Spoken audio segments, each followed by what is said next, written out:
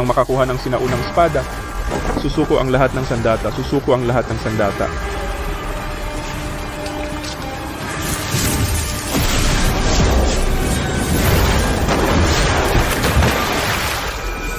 Hindi kinikilala ng sinaunang espada ang Panginoon ng madilim na kaharian na saktan ng enerhiya ng espada, sumabog at namatay. Ang lakas ng enerhiya ng espada.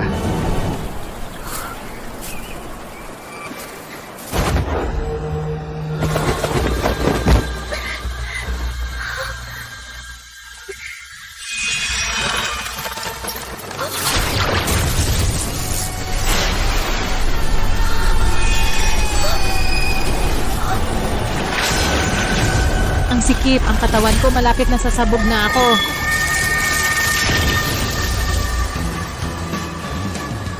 Ang babaeng ito ay isang bihirang banal na katawan ng sining ng espada, sinaunang espada, kinilala siya bilang Panginoon.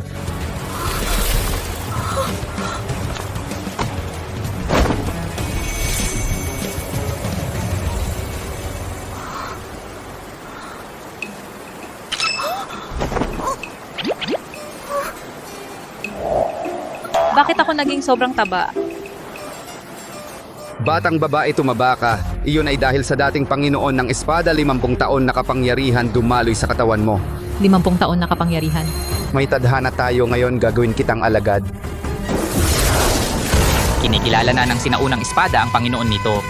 Takbo, ang posisyon ng pinuno ng sektang espada ng madilim na bato bakante sa loob ng 30 taon. Ngayon, lumitaw na ang may-ari ng sinaunang espada, siya ang bagong pinuno ng sektang espada ng madilim na bato. Tama. Ang pamilya naming Mendoza ay kilala sa lungsod ng Ulap dahil sa martial arts. Bawat miyembro ng pamilya Mendoza ay nag-aaral ng martial arts mula pagkabata. Eros. Opo.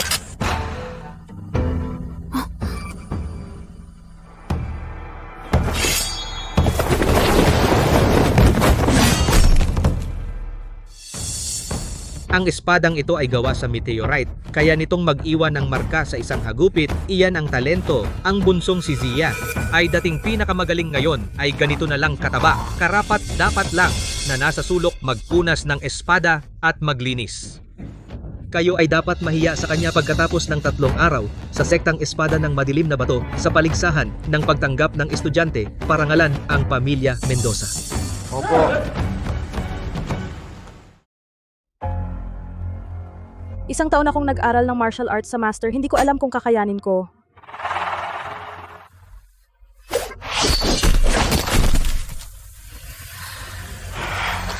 Ya, tigilan mo na yan. Dumating si Lior para bisitahin ka. Kapag napangasawa mo na siya, mapanatag na ang loob ko.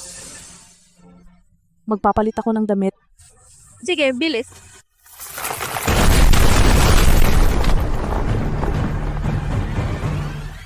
Itong malaking litson ilagay sa harap ni Zia. Kaya niyang kainin. Dumating si Ginoong Villanueva.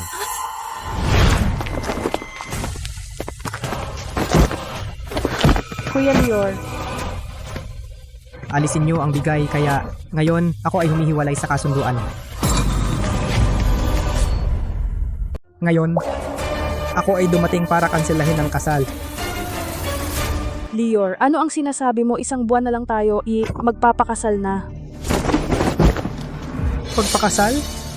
Saan ba sa mundo may lalaki na nagugustuhing pakasalan ng isang baboy? Dati akala ko may itsura ka, para libangin ka lang. Ano ba ang nilalaro ko sa'yo ngayon? Hindi mo gusto ang may malaking dibdib at puwit? Gusto mo ba ang isang matabang baboy? Pero ikaw, hindi mo ba sinabi, kahit ano pa ako, mahal mo pa rin ako? Tingnan mo, tapos na ang damit pang kasal. Ako pa ang nagborda nito magdamag.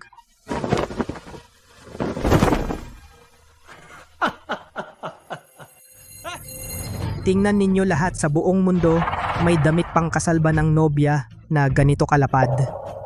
Ito ba ay damit pang kasal? Parang kumot ito.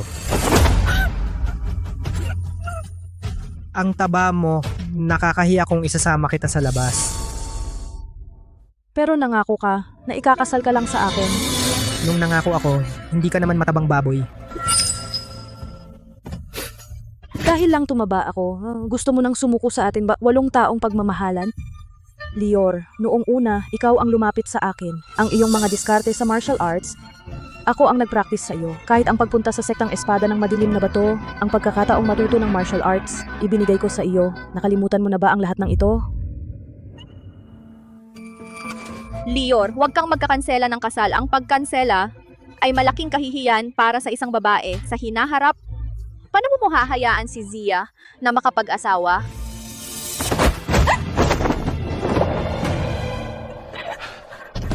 Lior, kung may mali si Zia, uwi ako at papagalitan siya. Tingnan mo na ipadala na ang mga imbitasyon. Kung ikakansela mo ngayon ang kasal, hindi ba ito pagtulak kay Zia sa kamatayan? Tatay, Matandang gago, sino ang manugang mo? Huwag kang mag-imbento ng kamag-anak. Nag-aalala ka sa kanya, di ba? Bakit hindi mo siya ang samahan sa kamatayan? Ikaw,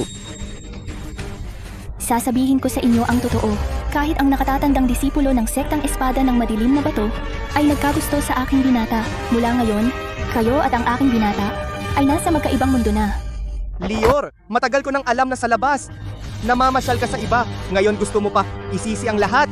Kay Zia, dumating ka para kanselahin ang kasal. Hayop ka! Mukhang hindi nauubra ang maganda ang usapan kung ganoon po. Magkita na lang tayo sa pagsubok ng pagtanggap ng alagad. Sa oras na yon, masusuntok ko kayo, luluhod kayo sa lupa, at magmamakaawa na kanselahin ang kasal.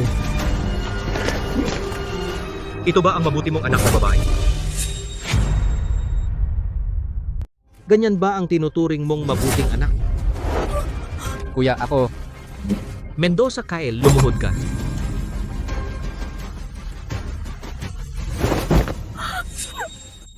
Mendoza Kyle. Walang tamang pagtuturo sa anak, napahiya sa publiko dahil sa pagpapawalang bisa, nagdulot ng kahihiyan sa pamilya Mendoza. Ayon sa alituntunin ng angkan, 30 latigo. Tao! Kuya, ako. Kuya! tatay. Tatay. Tatay.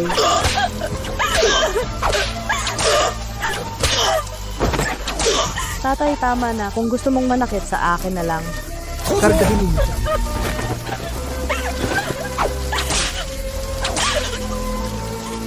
Kayong dalawa, kunin ninyo ang pera at titulo ng lupa ng pamilya ng pangalawang kapatid.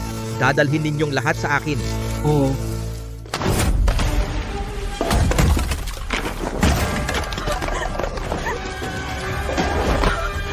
Kunin ko na ito? Ang titulong ito ay para kay Mendoza Zia. Ang tanging bahay na natira hindi pwedeng kunin. Mendoza Zia, ang titulong ito ay muna itatago ng iyong tiya para sa iyo. Alis tayo. Huwag kang umalis. Tatay, nanay, ako ang dahilan ng inyong paghihirap. Ang pamilya San ay sobra na ang pang-aapi. Pagkalipas ng 3 araw, sa pagtanggap ng mga alagad ng sektang espada ng madilim na bato, dapat kayong magbigay ng lahat ng inyong makakaya. At isa pang mahalagang bagay, ang may-ari ng sinaunang banal na espada ay lumitaw na sa mundo sa loob ng 1 taon. Matagal nang hinahanap ng sektang espada ng madilim na bato ngunit hindi natagpuan. Kahapon, kumalat ang balita na kung sino man ang unang makahanap sa may-ari ng banal na espada ay bibigyan ng espesyal na pribilehiyo ang pamilyang iyon ng 10 pwesto. Kung alinmang pamilya ang unang makahanap sa may-ari ng espada ay talagang gagawa ng malaking hakbang. Anak na babae? Ikaw ay pinawalang bisa ang kasunduan? Pagkatapos nito, paano ka mabubuhay? Nanay, bakit kapag tayong mga babae ay pinawawalang bisa ang kasunduan, ay hinahamak ng lahat kung talagang gusto nilang kanselahin? Dapat ay, ako ang magkakansela. Ngunit hindi ko pa narinig na ang isang babae ay magkakansela ng kasunduan. Kung walang naunang halimbawa sa mundo, ako, Mendoza Zia, ay magiging unang tao sa kasaysayan na gumawa nito. Sa pagtanggap ng mga alagad pagkaraan ng 3 araw, ipapakita ko sa buong mundo na ang isang babaeng nagkansela ng kasunduan ay maaari pa ring mabuhay ng may dignidad.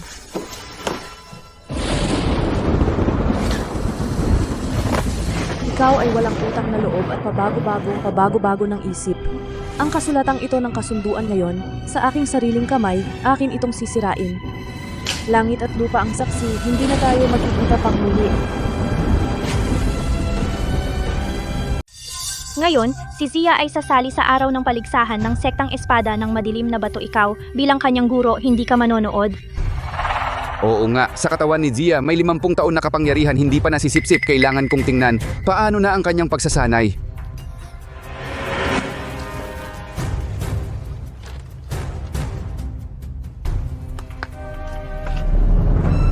Lior, ito ba ang dati na baboy na nakipagtipan sa iyo?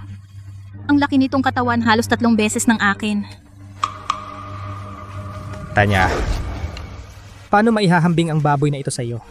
Estudyante ako ng sektang espada ng madilim na bato. Kung gusto mo akong pakasalan, kailangan mong putulin ang ugnayan sa mga walang kwentang tao sa labas. Ito ang lalaking minahal ko sa loob ng 8 taon. Madali siyang makipag-flirt sa ibang babae ng pabiro. Tingnan mo ang sarili mo, tumaba ka at na-break ang kasunduan. Kung ako sa'yo, magpapakamatay na ako. Ramos matanda. Paligsahan ng sektang espada ng madilim na bato para sa pagtanggap ng estudyante magsisimula na. Unang yugto. Pagpapakita ng kasanayan sa katawan. Kailangan ninyong tumayo sa ibabaw ng tangke ng tubig at lusutan ang formasyon ng espada ng Tianggang. Sa loob ng formasyon, random na lalabas ang mga lumilipad na espada. Ang makakapagpatumba ng pinakamaraming espada ang mananalo.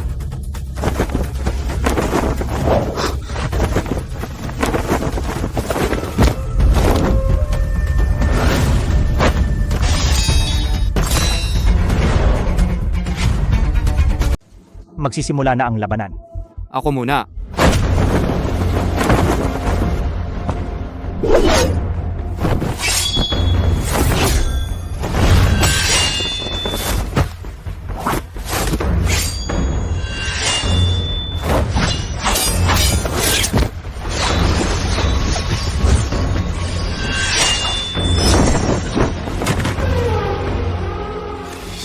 Ang alagad ng pamilya Lee, nakapatong ng 5 lumilipad na espada.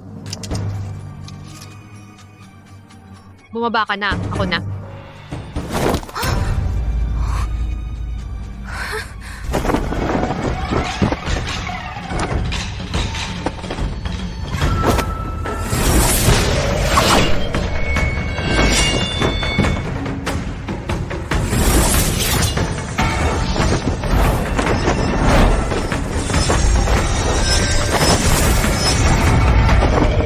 Ito. Mendoza Cabi ng pamilya Mendoza. Nakapatong ng 7 lumilipad na espada.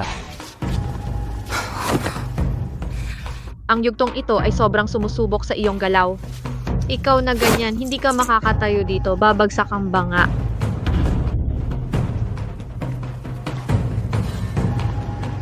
Huwag kang matakot, Zia. Mauna muna ang kuya.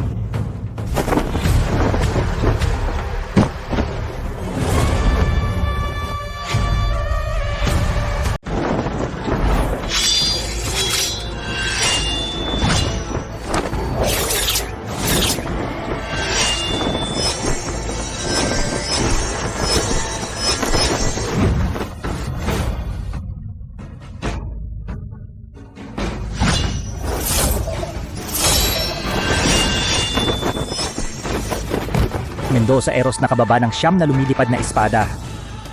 Magaling, Eros! Yan lang? Madali lang yun, di ba?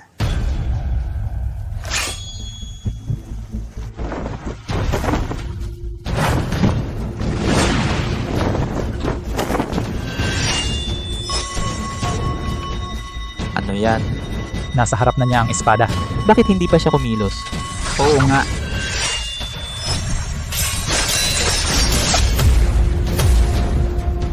Magaling! Ang galing ng talento, kahit sa sektang espada ng madilim na bato ay nasa itaas.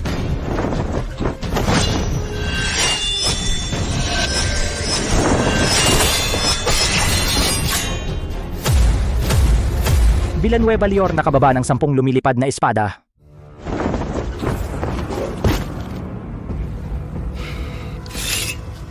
Tanya, Magaling. tingnan mo kung kanino ako. Mendoza Zia, wala ka bang salamin? Ang taba-taba mo, hindi ka bagay kay Lior. At naglakas loob ka pang sumali sa paligsahan ng pagtanggap ng alagad. Katawa-tawa. tumaba ka. Dahil iyon sa dating Panginoon ng Espada 50 taong kapangyarihan na pumasok sa katawan mo. Hindi pa na-absorb ang 50 taong lakas. Sa aking matabang katawan ngayon, makakaya ko bang makaligtas sa pag-atake ng lumilipad na espada? Nakakainis na inis ako. Mendoza Zia, ikaw ay banal na katawan ng sining ng espada. Ipakita mo sa kanila ang iyong lakas.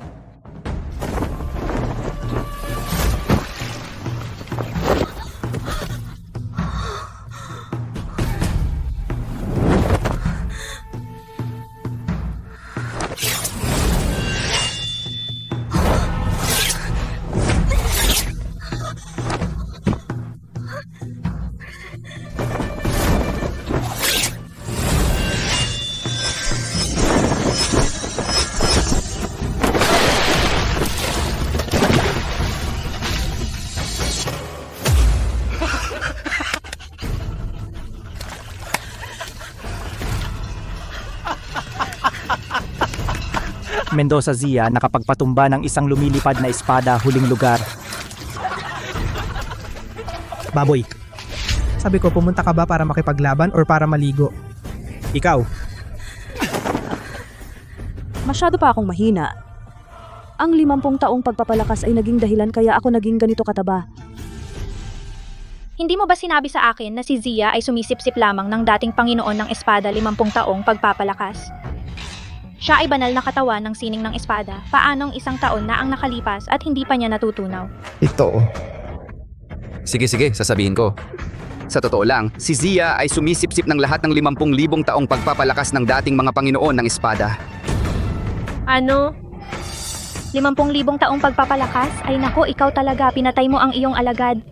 Ngayon, si Zia lang ang makakapagbukas ng kanyang Ren at Dumeridian upang agad na magbago at magkaroon ng kapangyarihang sumira sa langit at lupa.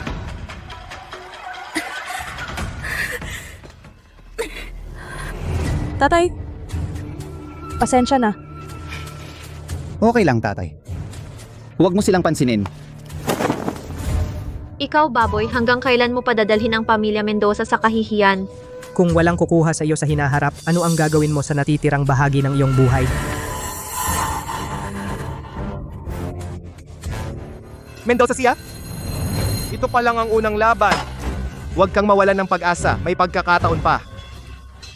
Okay lang.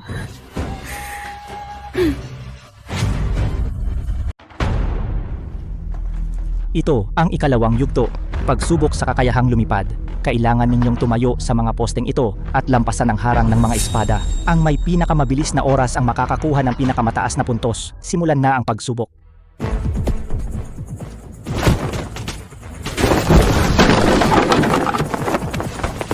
Ming segundo.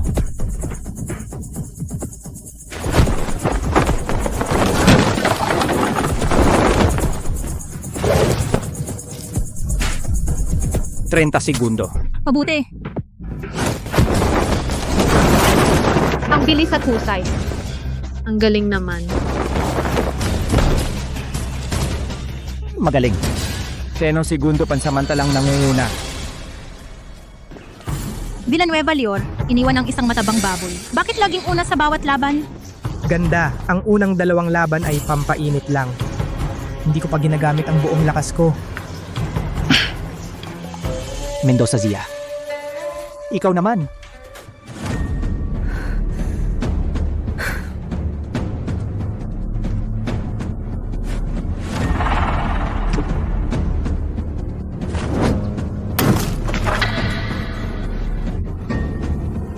Mendoza Zia, ang talim nito ay napakatalim. Ikaw, tangang baboy, kung hindi ka mag-iingat at mahulog. Mapupunit ka ng mga espada, hahaha, pero kahit mamatay ka sa harap ko, kakanselahin ko ang kasal na ito. Sa pagkakataong ito, hindi na ako dapat huling.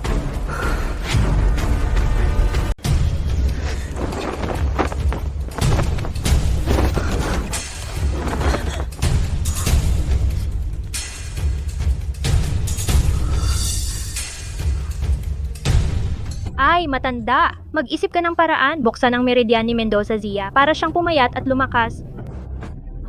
Gusto ko rin sana, pero hindi naman ganon kadali. Zia.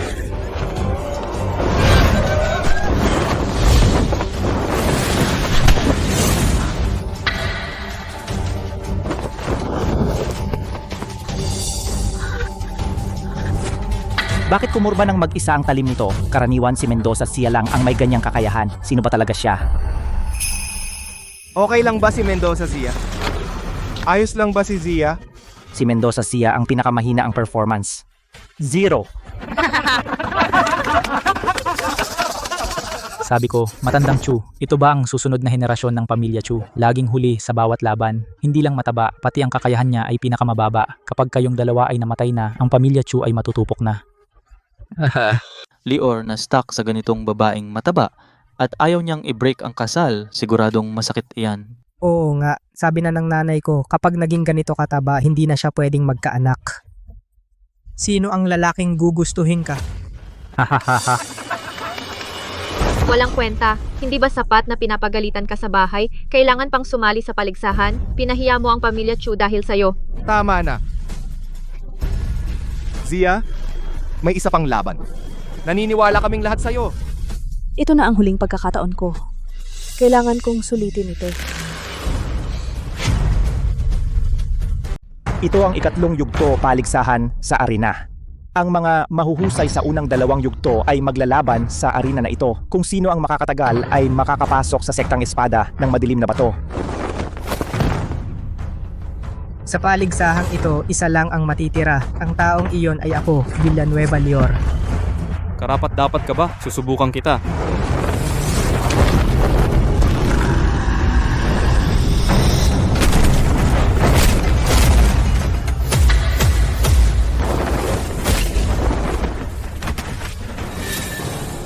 Punong Mendoza, papasukin mo na ang tao mo.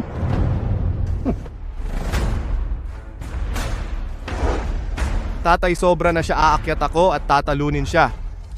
Ingat kuya.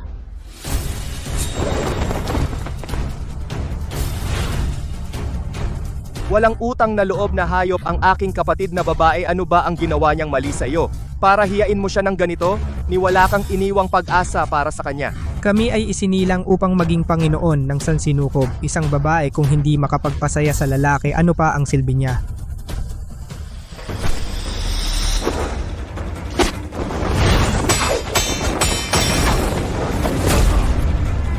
Kuya, Giros. Mendoza Zia, ang taba mo.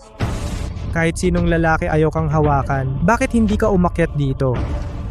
Maway nako, tatapusin ko ang malungkot mong buhay.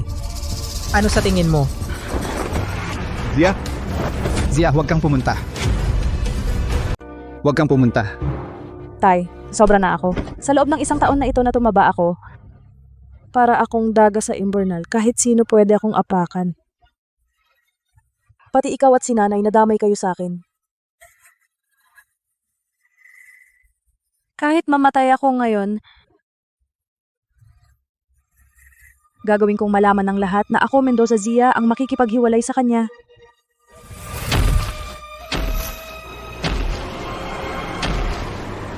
Akala mo ba na kapag pumunta ka rito at magmakaawa sa akin ay pakakasalan mo ako? Hindi ako ang magpapakasal sa'yo. Ang gusto ko ay para sa lahat ng mga babaeng nalinlang at nasaktan, ipaglaban ang katarungan. Sa tingin ko, kulang ka pa sa palo.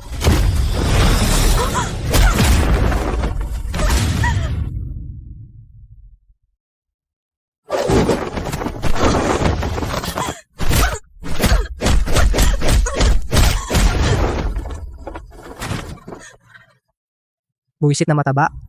Tingnan mo ang sarili mo ngayon, nakahandusay sa sahig na parang mas masahol pa sa baboy at aso. Narito sa akin may isang kasulatan ng paghihiwalay. Pirmahan mo ito at hindi na kita papatayin.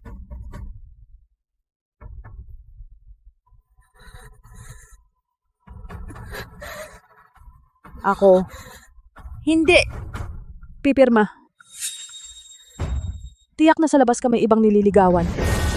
Tinalikuran mo ang 8 taon naming pag-iibigan at saka mo pa ako sinisiraan. Ikaw dapat ang pumirma ng kasulatan ng paghihiwalay.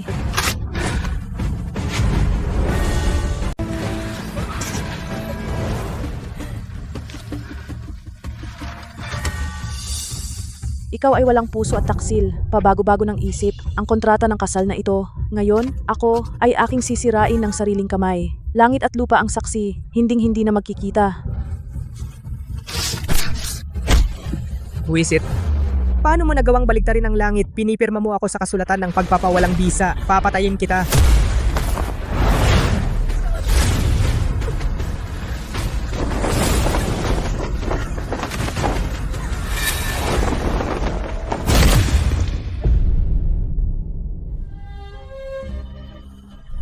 Saan sa mundo may lalaki na gugustuhin ang isang baboy? Ayokong kunin ang may malalaking suso at puwet. Gusto ko ang isang matabang baboy tulad mo.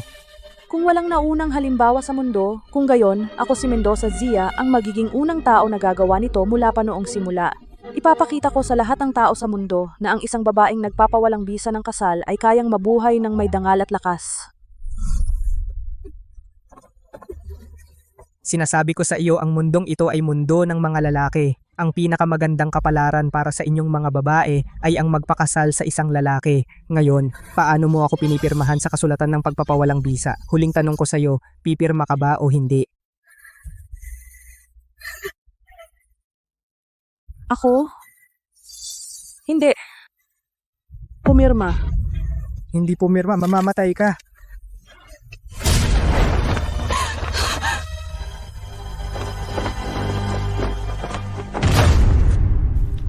Reyes Armando, maaari na bang ipahayag ngayon?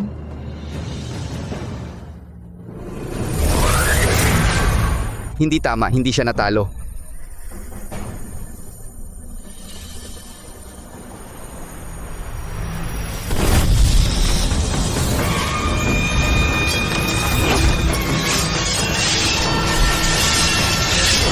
Tingnan ninyo kung ano yun.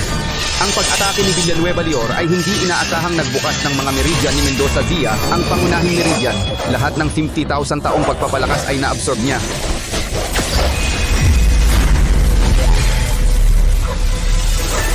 Lahat ng espada ay sumasamba. Ang kanyang tagumpay ay umaling-aungaw sa buong mundo. Siya ang Panginoon ng banal na espada. Sinabi ko na, ang dapat pumirma sa kasulatan ng pagpapawalang bisa ay ikaw.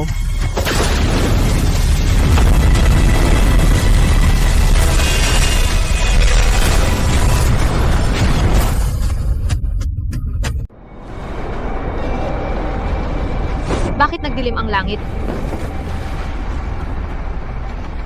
Kaya nitong baguhin ang kalangitan at lupa. Ang batang ito ay hindi pangkaraniwang tao.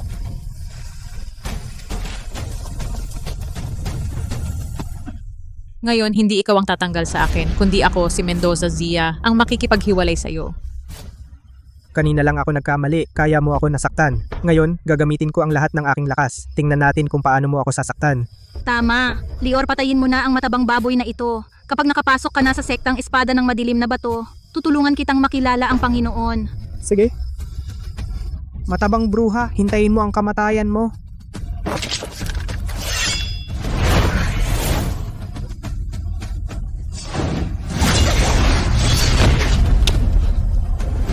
Sa 8 taon na ito, ibinigay ko sa iyo ang lahat. Ngunit paulit-ulit mo akong inapi at pinabayaan. Ang espadang ito, bago ka patayin ang ating pagmamahalan. 8 taon nang nakaraan, lahat ay maglalaho na parang usok. Ang espadang ito, papatayin ang iyong walang pusong-puso at walang utang na loob. Ang espadang ito, papatayin ang iyong kayabangan at masasakit na salita. Paano siya naging ganito kalakas? Kuya, sinabi ko na sa'yo, si Zia ang pinakamalakas. Ha ha ha. Lior, Tanya, lakas loob niyang saktan ako. Hindi mo siya pwedeng palampasin.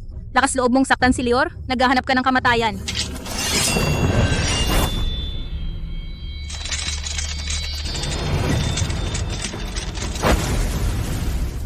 Sanlibong espada, isang pinagmulan, gabay ng banal na espada.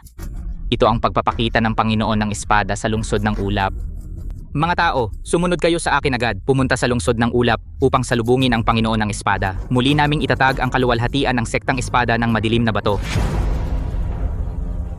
Nagwagi si Mendoza Zia sa laban. Ipinapahayag ko na sa pagkakataong ito, ang mapipiling alagad ng sektang espada ng madilim na bato ay... Sandali. Dahil hindi ka mahal ni Lior, kaya gumawa ka ng ganitong malupit na hakbang. Ang isang taong ganito kalupit ay karapat-dapat bang pumasok sa sektang espada ng madilim na bato? Ang laban sa entablado, usapang buhay at kamatayan, yan ang patakaran.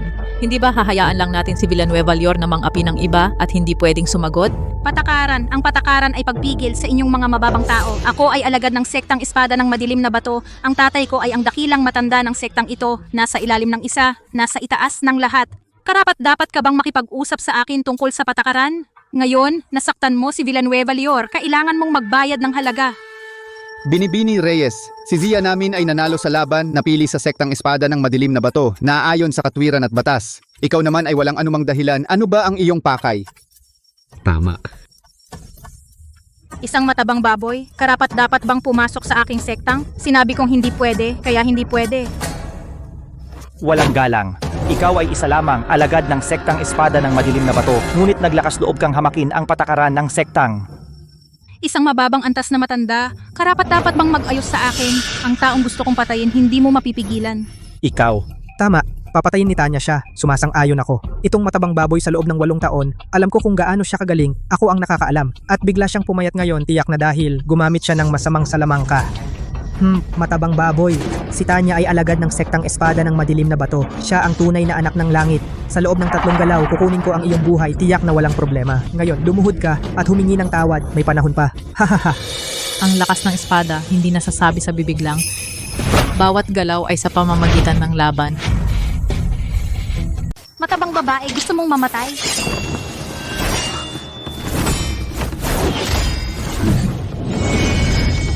Ang sektang espada ng madilim na bato ay isang marangal na sekta. Ang mga galaw ng banal na babae na ito bakit napakalupit at masama. Masyadong mahina ang mga galaw ng espada. Masyadong mabagal ang pag-atake.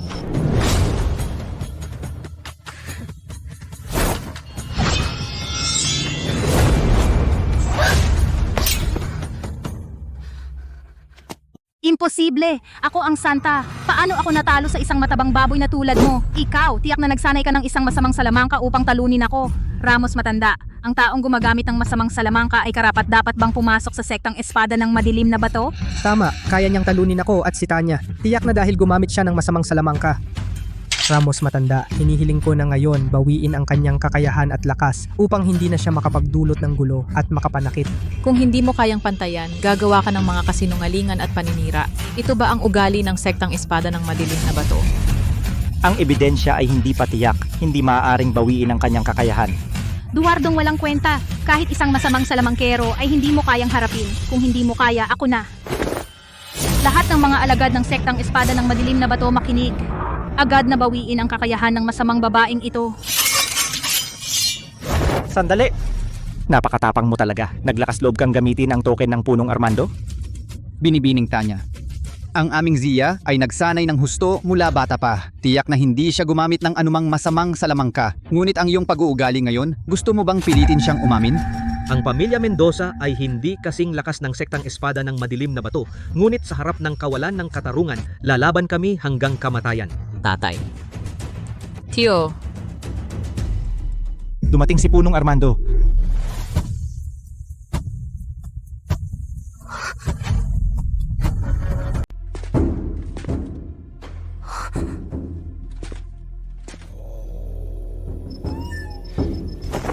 Maligayang pagdating, Armando. Malis ka! Elder. Tanya, nasugatan ka. Sino ang matapang? Sino ang nanakit sa anak ko? Lumantad ka. Papatayin lang kita ngayon. Kung hindi, kapag nahanap kita, papatayin ko buong pamilya mo.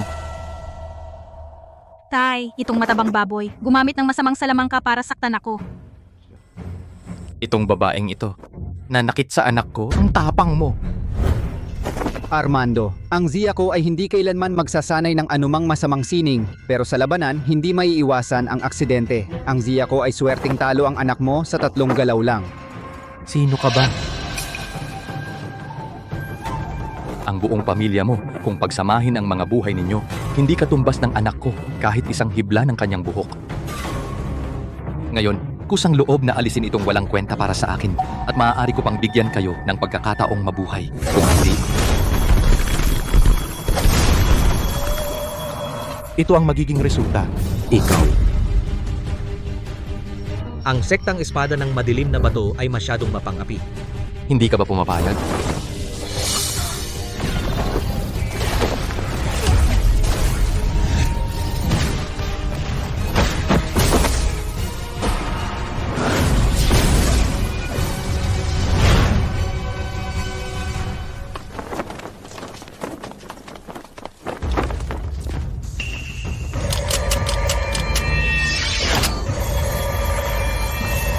Masama.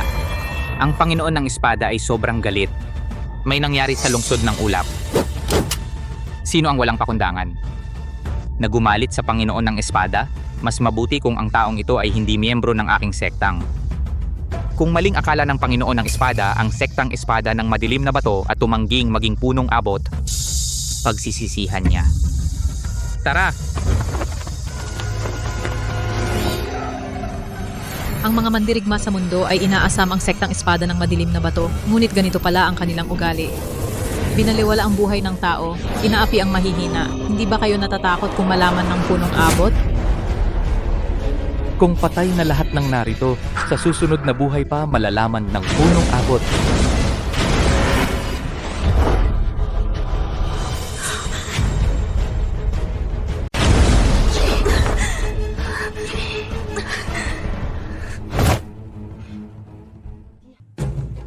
Tay, dito lumaki na si Zia sa pagkakataong ito. Ako na ang magtatanggol sa inyo. Ang ating Zia talagang lumaki na. Carl. Ang galing ng anak mong babae. Ito ang dugo ng pamilya Mendoza.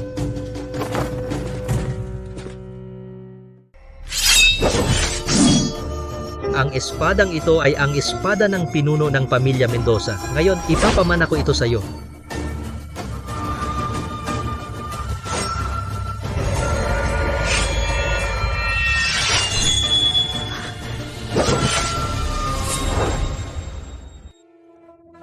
Bobo, sa oras ng kamatayan, nagyayabang ka pa. Ang tatay ko ay ang dakilang matanda ng sektang espada ng madilim na bato. Mga kaluluwang pinatay niya, hindi bababa sa libo-libo. Akala mo ba na sa lumang espada mong yun matatalo mo ang tatay ko? Imposible!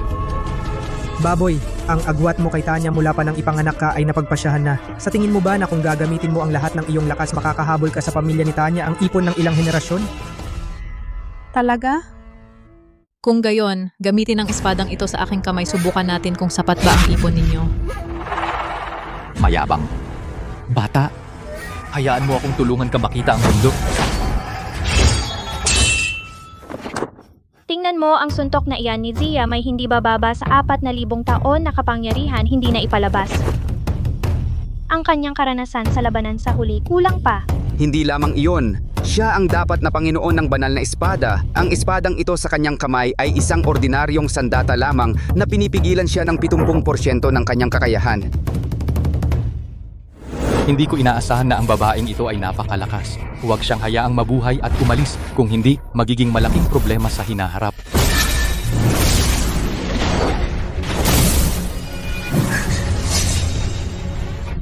Itong si Reyes Armando ilang dekada na ang lumipas, wala pa rin siyang hiya. Ginagamit ang lakas laban sa mahihina. Gusto ko talagang bumaba ng personal at turuan siya ng leksyon. Huwag nakalimutan mo ang pangako 30 taon na ang nakaraan sa harap ng mundo. Huwag kang makialam.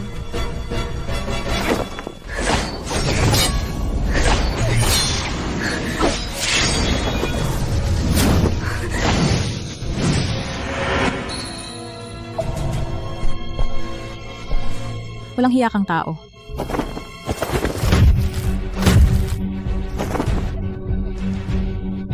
Walang kahihiyan. Sa labanan, lahat ay patas. Bastos ngayon, tingnan natin kung paano ka pa magyayabang. Matabang babae, ito ang kapalit ng pananakit mo sa akin.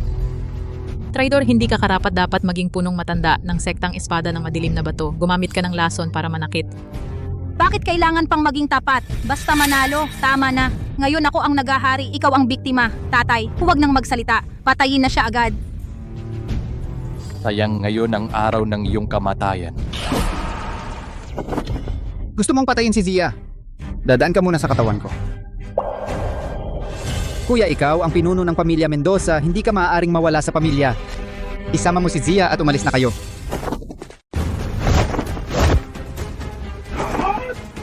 Gusto umalis?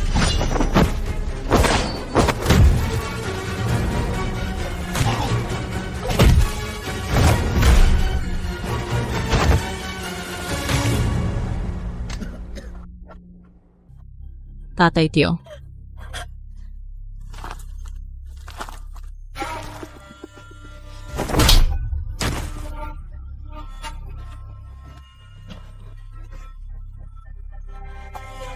Mendoza, Zia, pumayat ka man, ano ngayon? Hindi ka pa rin ba parang aso na nakaluhod sa harap ko? Wala nang usapan, samantalahin at patayin na siya.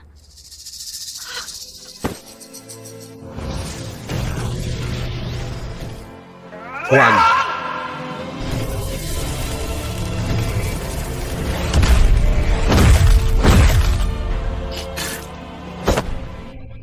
Tatay.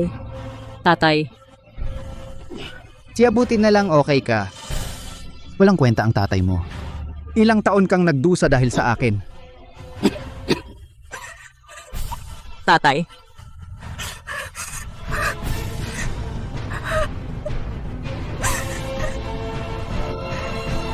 Papatayin ko kayo, papatayin ko kayo. Ang Panginoon ng Espada ay masyadong emosyonal. Hindi ko na siya makontrol, bilisan pa. Papatayin ko kayo. Sinabi ko na sa'yo dati, ikaw ay isang malas. Basta't buhay ka, ang iyong pamilya ay maaapektuhan. Villanueva Lior, papatayin kita. Kapag nakatayo ka na, dun ka magyabang.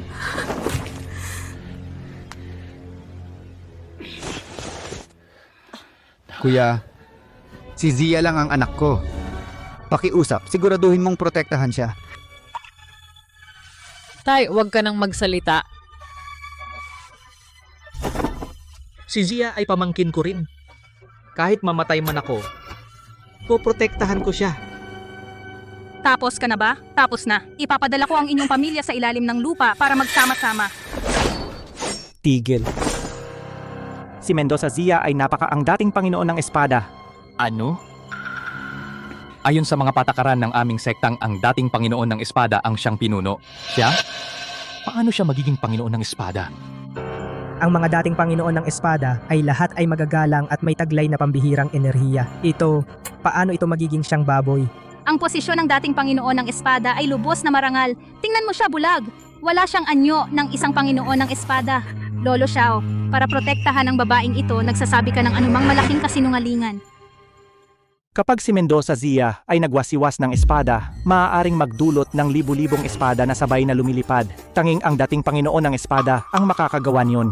Ang inyong ginawa ngayon kapag nalaman ng pinuno, tiyak na mamamatay kayo ng walang libingan. Mapanganib na kasinungalingan. Papatayin ko muna siya, pagkatapos ay aalisin ka. Reyes Tanya, pinapayuhan kita na patayin mo ako ngayon. Kung hindi, babayaran mo ang iyong mga kasalanan ng dugo.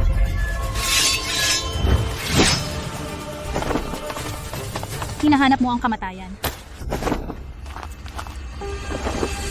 Umalis.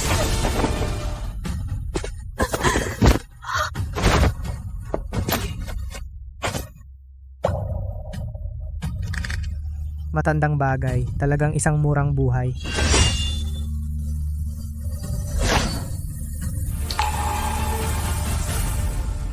Tay, Tigil! Sino ang nanggahas na saktan ng Panginoon ng Espada?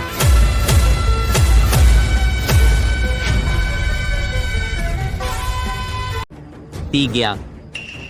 Sino ang mangahas na saktan ng Panginoon ng Espada?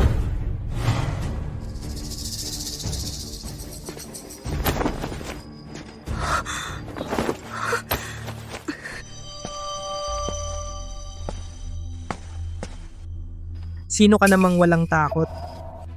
Naglakas loob kang harangan ako. Tanga. Siya ang puno ng sektang Espada ng madilim na bato. Ano?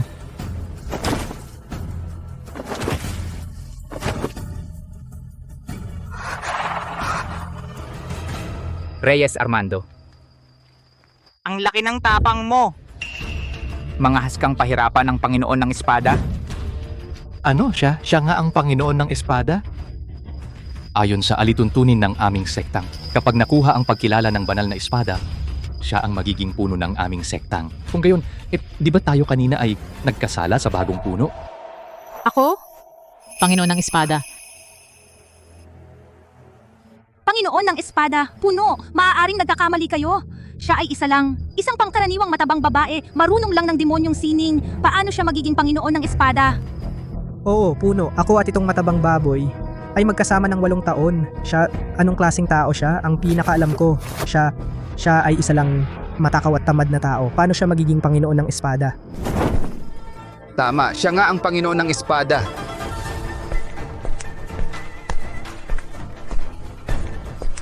Tiyuhin Yago Ulap.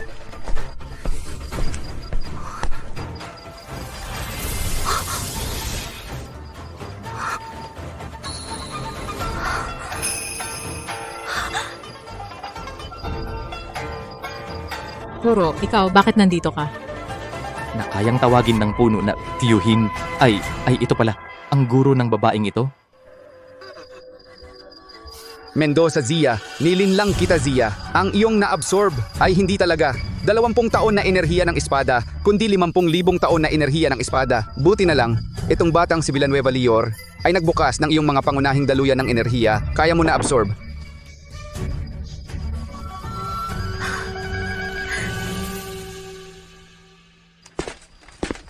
Ipinapaalam ko, Puno, pinahiya ni Reyes Armando ang pamilya ng Panginoon ng Espada at nagtangkang patayin sila ng walang dahilan. Mangyaring magpasya, Puno. Reyes Armando, ang kapal ng mukha mo. Reyes Armando, ang kapal ng mukha mo. Panginoon, ako po ay may kasalanan. Hindi ko nakilala ang iyong kadakilaan. Labis akong nagkasala sa Panginoon ng Espada. Maawa ka, Panginoon ng Espada. Patawarin mo ako, Panginoon ng Espada. Miss Dia, hindi ko nakilala ang iyong kadakilaan. Nagkasala ako sa iyo. Huwag mo akong sisihin. Tama, Zia, o pinilit lang ako. Ang babaeng ito ang unang umakit sa akin. Kung may sisisihin ka, siya ang sisihin. Villanueva Lior, ikaw? Anong ikaw? Zia, ang 8 taon nating pagmamahalan, maniwala ka sa akin, pakiusap. Villanueva Lior, hanggang ngayon akala mo ba maniniwala pa ako sa'yo? Nakakadiri talaga. Matagal ko nang narinig na walang pakialam ka sa buhay ng tao, gumagawa ka ng kahit ano. Hindi ko inaasahan na ngayon ay nagkasala ka sa Panginoon ng Espada mismo. O sige, kukunin ko ang iyong kakayahan sa sining pandigma, itataboy kita palabas ng lungsod ng ulap. Hindi ka na muling makakapasok sa lungsod ng ulap. Panginoon. Panginoon, maawa ka. Tatay. Tungkol naman kay Reyes Tanya. Dahil sa unang pagkakataon mo, wala pang malaking kasalanan. Alisin muna ang iyong posisyon bilang banal na birhen ng sekta ibaba ka sa pagiging ordinaryong tao. Hindi ka na muling makakapasok sa sektang Espada ng Madilim na Bato. Mendoza Zia, ngayon sinira mo ang aking pamilya. Sa hinaharap, tiyak nagaganti ako sa bawat masama upang hugasan ang kahihiyang ito.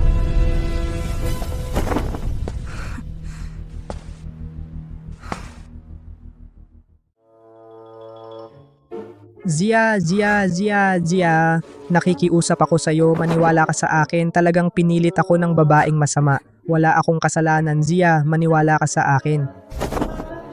Villanueva Lior, ang kapal ng mukha mo. Zia, ang sinabi ko kanina, kung may kasinungalingan, kahit kalahating salita, sana'y hampasin ako ng kidlat, sana'y tamaan ako ng 5 kidlat.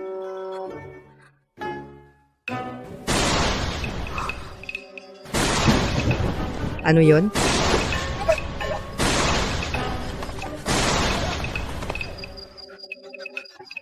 Nakakatuwa.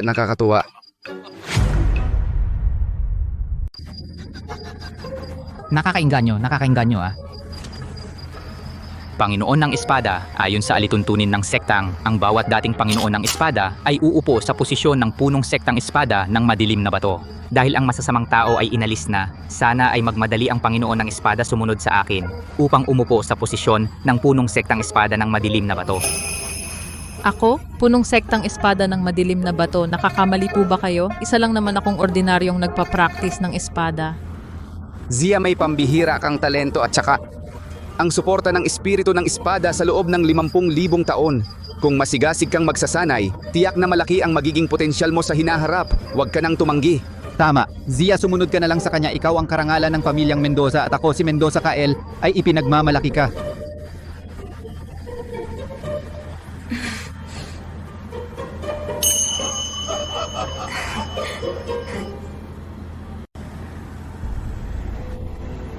Zia, halika. Ito ay mga pagkaing paborito mong kainin. Ako mismo ang nagluto para sa'yo para maalis ang malas mo. Dali, tikman mo. Si ate ang nagluto para sa akin. Sa loob ng maraming taon, ito ang unang pagkakataon. Mula nang tumaba ako, hindi na ako nakaupo sa hapag upang kumain. Ngayon ay talagang pambihira. Zia, ang mga nangyari nun ay kasalanan ko. Ngunit iisa tayong pamilya. Hayaan na natin ang nakaraan. Tama, Zia, iisa tayong pamilya, hayaan na natin ang nakaraan. Kaya kong palampasin. Ngunit ang tatay at nanay ko, ang mga hirap na dinanas nila sa mga nakaraang taon, paano ko palalampasin?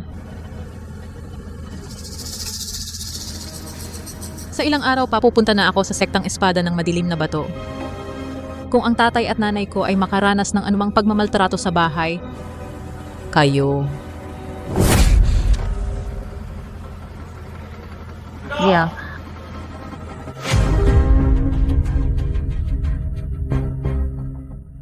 Inay, bibigyan kita ng regalo. Ang ating Zia ay tiyak na magiging maganda.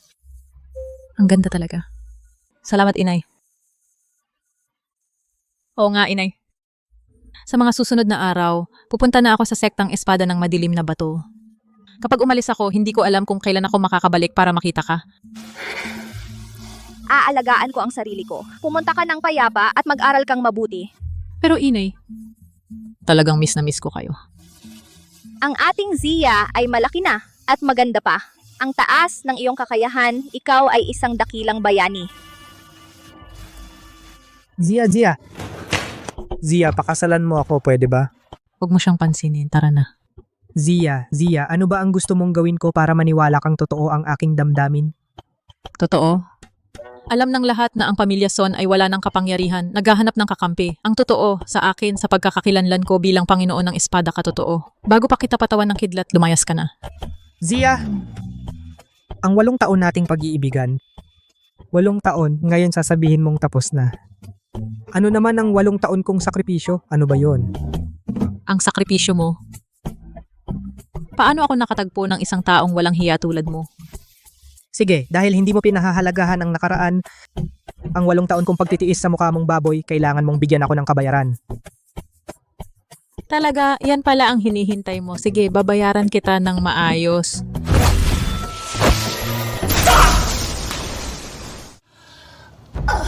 Ano ba? Ang baboy na ito ay napakasama. Kasalanan mo naman iyan. Kasalanan mo yan. Reyes, Tanya. Pinalayas ang tatay mo sa Jujo, pinalayas ka rin sa sektang ito. Anong pinagkaiba natin? Dahil lahat ng yan ay sa matabang bruhang yan. Sinira niya ang pamilya ko, pababa sa kailaliman. Tama na, wala akong panahon sa'yo. Sandali! Hindi mo ba gustong magiganti? Sa likod ni Mendoza Zia, ngayon ay ang sektang espada ng madilim na bato. Sino pa ang makakasagabal sa kanya? Samahan ng kadiliman. Kuya silang madilim. Babae, ayon sa sinabi mo, si Mendoza Zia ang susunod na pinuno. Oo, dahil sa kanya may mataas na master na nagtuturo, inalis niya ako sa aking posisyon bilang santa at gusto pa niyang kunin ang posisyon ng pinuno ng sektang espada ng madilim na bato. Ako ay galing sa kilalang pamilya, hindi pa ako naging pinuno. Siya isang hamak na langgam, gusto ring umangat sa akin, napakalabis na. Tutulungan kita kuya upang makuha ang posisyon ng pinuno. Pagkatapos nito, hahatiin natin ang Jojo at maghahari tayong dalawa. Mendoza Zia, ang kahihiyan na ginawa mo sa akin, babayaran ko ng doble. Sumumpa ako ng matinding panata na huwag nang makialam sa mga gawain ng 9 na lalawigan, hindi na kita susundan. Ang iyong malaking kabutihan, guro, hindi ko kayang suklian, Zia, sa hinaharap. Magsasanay ako ng mabuti sa espada at lalaban sa mga demonyo upang parangalan ng iyong pangalan, guro. Napakaganda naman nito. Kapag nakarating ka na sa lalawigan ng berde, si Aquino Ivan ay magpapasundo sa iyo at dadalhin ka sa bundok. Ikaw na ang magiging bagong pinuno ng sektang espada ng madilim na bato.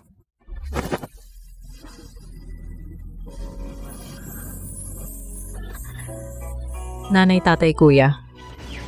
Ang ating Zia ay lumaki na, malapit na siya ay magiging pinuno na. Zia, alam ko na magtatagumpay ka. Zia, kapag naroon ka na kumain ka ng maayos at alagaan mo ang iyong sarili. Huwag kang mag-alala, nanay. Hindi na bata si Zia. Tama. Lumaki na si Zia, hindi mo na kailangang alalahanin.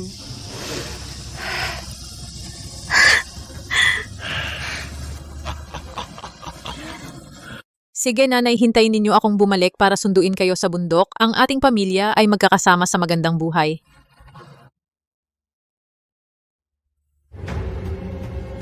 Nanay, tapos na ang 3 oras, tutulungan kitang tumayo. Pumayag ba akong tumayo kayo? Sino bang nagpapatayo sa inyo? Pero ang nanay ko, hindi na kaya.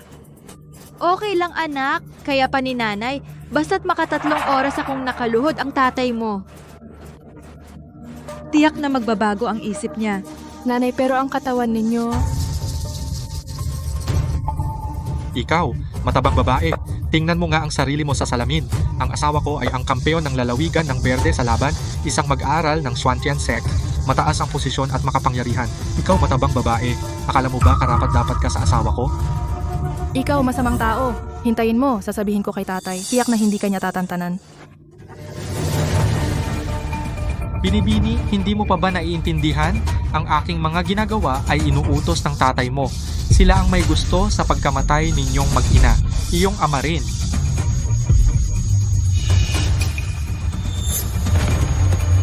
Nanay.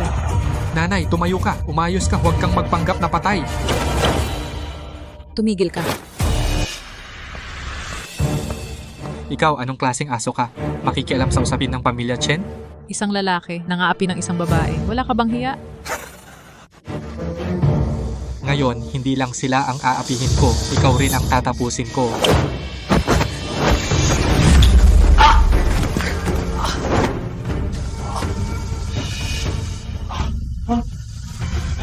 Binibini, maawa ka, Binibini. Patawarin mo ako, Binibini. Pinapagawa lang ako ng iba. Umalis ka.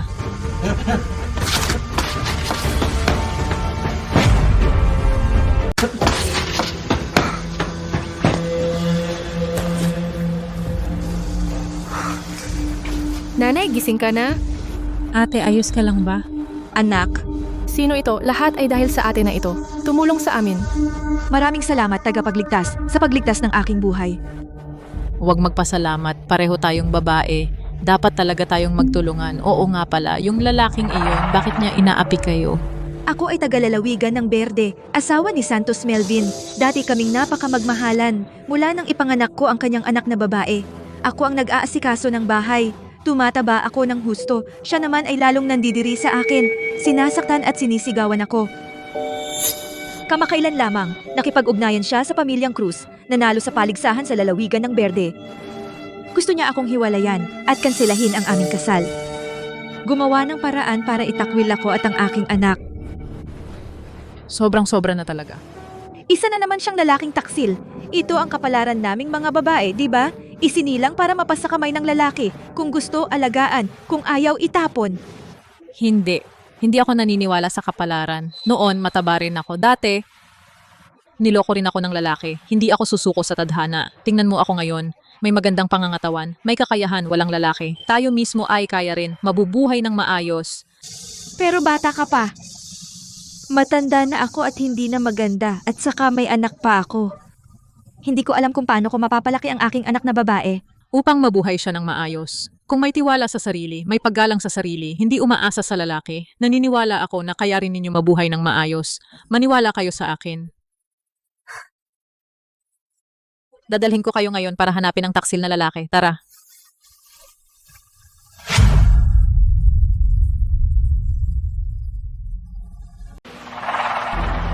Binabati namin si Amo ng mga Cruz Binabati, ang bagong manugang nanalo sa paligsahan sa lalawigan ng Berde pumasok sa sektang espada ng madilim na bato. Sa hinaharap, talagang magiging tanyag siya sa lalawigan ng Berde. Ang pagkakaroon ng ganyang manugang ay talagang biyaya para sa pamilyang Cruz. Yenan ko ano bang sinasabi mo dahil sa tulong ng pamilya Cruz kaya ako umangat. Oo, Itay, dahil talaga sa aming tulong, kaya si Kuya Melvin nanalo sa paligsahan at nakapasok sa sektang espada. Kapag sa hinaharap pumasok na ang bagong manugang sa sekta, ang buong lalawigan ng Berde ay nasa ilalim ng kontrol ni amo ng mga Cruz. Hindi ba? Isang maliit na mag-aaral ng sekta naglakas loob na maghari sa Berde, nakakatawa talaga. Sino ba yung masamang babae lumalait sa estudyante ng sekta namin? Gusto mong mag-ambush sa pamilya Cruz, mamatay ka. Ikaw na traidor, napakasama mo talaga. Kilala mo ba kung sino siya?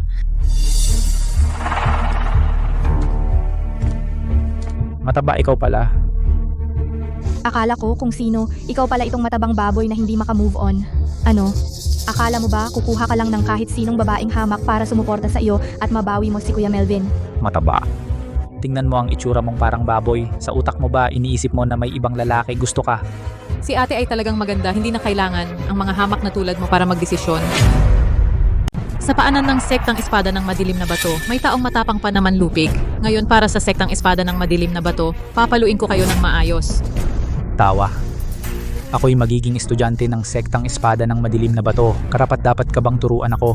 Ngayong araw ipapaalam ko sa iyo ang lakas ng estudyante ng sektang espada ng madilim na bato.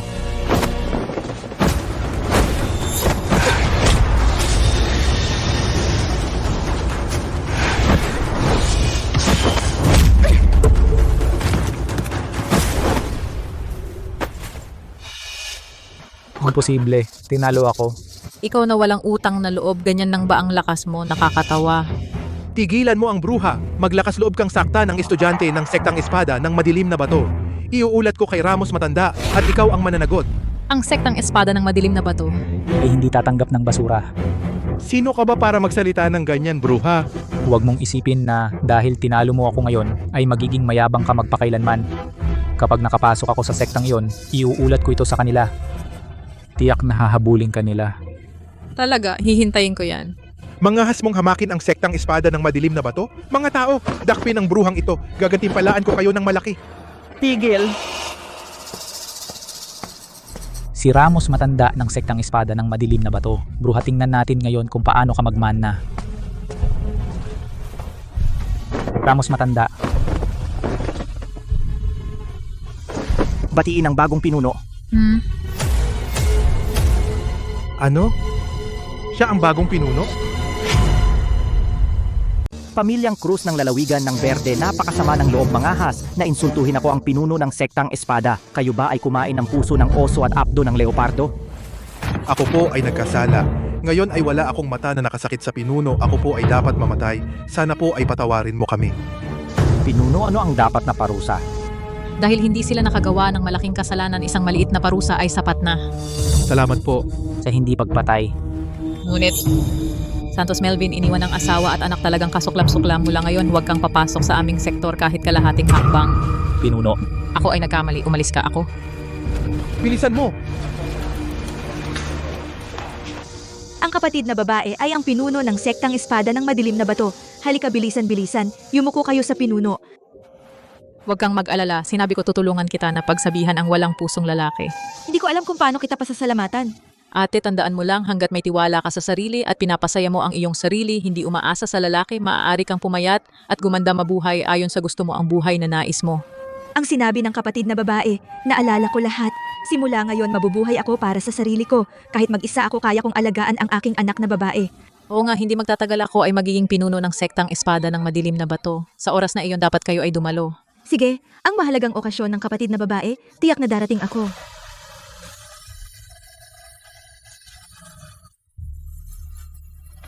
Tapos na ang bagay na ito, mangyaring sumama sa akin pabalik sa sektang espada upang kunin ang posisyon ng bagong pinuno. Sige, bumalik tayo agad sa sektang espada ng madilim na bato.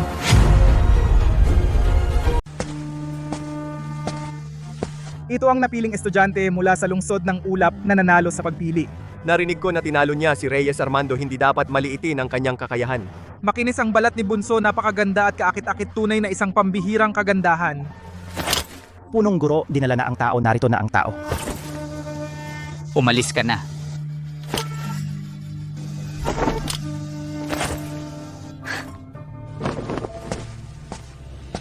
Makinig kayo mga disipulo ng sektang espada ng madilim na bato. Simula ngayon iiwan ko na ang posisyon bilang punong guro, ipapasa ko ito kay Mendoza Zia. Punong guro, pag-isipan mo ito, paano mo basta-basta maibibigay sa bagong disipulo? Huwag kayong mag-alala, ang babaeng ito ay ang Panginoon ng banal na espada. Sa kalaunan, tiyak na siya ang magiging una sa siyam na lalawigan Panginoon ng espada. Ang posisyon ng punong guro ay bakante ng 10,000 taon. Ako ay pansamantalang punong guro lamang. Ngayon ang Panginoon ng espada ay bumalik na. Ibabalik na ang posisyon ng punong guro. Mga disipulo, makinig kayo. Magsiwalang galang sa bagong punong guro. Dahil siya ang Panginoon ng espada, lubos kaming sumasang-ayon sumaludo sa punong guro. Sumaludo sa punong guro, sumaludo sa punong guro. Kung ganon simula ngayon, ako ang mamumuno sa sektang espada ng madilim na bato. Tutol ako, punong guro. Ang babaeng ito, dati ay mataba at malaking ulo. Sa pamamagitan ng masamang salamangka, nakuha niya ang kanyang kasalukuyang itsura. Ang pagpapawalang bisa ng kasal niya sa pamilya Sun ay kumalat sa buong lungsod ng ulap. Paano magiging punong guro ang isang taong may bahid ng kasalanan? Paano siya magiging punong guro? Isa palang itinakwil na babae, muntik na akong malinlang niya. Gumagamit ng masamang salamangka para magsanay, kahiya-hiya para sa amin. Hindi ako kailanman gumamit ng masamang salamangka at hindi ako ang itinakwil, ako ang nagpawalang bisa ng kasal sa pamilya San. Kuya, sa tingin ko, si Bunso ay may mabuting kalooban at makinis ang balat. Paano siya magiging isang matabang baboy? Hindi ka naniniwala? Tingnan mo mismo.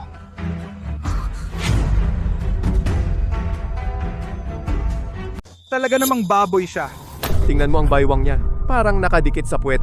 Kaya pala siya iniwan. Kung ako ay kamukha niya, mas mabuti pa ang mamatay. Wala bang lalaki sa mundo na gugustuhing baboy? Ayaw ng may malaking dibdib at puwet? Gusto ko ba ang isang matabang baboy? Tumigil ka? Panginoon, ang katotohanan ay nasa harapan. Pinapaboran mo pa siya? Ikaw, sige na nga. Upang maging Panginoon, marami pang pagsubok na kailangan. Hayaan na ang Panginoon ng espada ang humarap dito. Kung hindi niya malampasan ito, hindi siya karapat-dapat maging Panginoon. Mga kapatid, itong matabang babae, karapat-dapat ba siyang maging bagong Panginoon natin? Patayin ang matabang babae, patayin ang masasama. Patayin ang matabang babae, patayin ang masasama. Mendoza Zia, sa pamilya, sa hitsura, panalo ako sa'yo. Bakit mo kinuha ang lahat sa akin? Hindi ko hahayaan na makuha mo ang gusto mo. Patayin ang matabang babae, patayin ang masasama. Panginoon, ito ang nais ng bayan. Bakit hindi mo pa itapon ang babaeng ito sa sekta? Ano naman kung mataba? Ano naman kung mataba? Dapat ba insultuhin ang isang taong mataba? Ano kung mataba? Wala akong ginawang mali. Yung mga taong tumatawa sa atin, sila ang may maikling paningin. Tingnan mo ako, nagsimula na akong magpapayat para maging mas mabuting bersyon ng sarili ko. Ikaw ang nagturo sa akin. Dapat para sa sarili mo mabuhay ng may tapang. Salamat. Ako dapat ang magpasalamat sa iyo. Nung nasa lalawigan ng Berde tayo, ikaw ang nagmulat sa akin. Kaya nagkaroon ako ng lakas ng loob ngayon at tapang. Naging mataba ako noon. Nagkaroon din ako ng mababang tiwala sa sarili. Pero ngayon, naintindihan ko na. Kumpiyansa, pagmamahal sa sarili at paggalang sa sarili. Saka ko mapapalakas ang sarili ko, protektahan ang sarili. Yung mga chismis noon ay lumipas na parang usok. Saan ka galing, matabang babae, at nangahas kang pumasok sa aming sekta? Mga tao, hulihin siya. Sino ang may tapang? Matabang bruha, huwag kayong masyadong mayabang. Kahit may proteksyon ka ng espada, kung magsasama-sama kami, baka hindi mo kami matalo.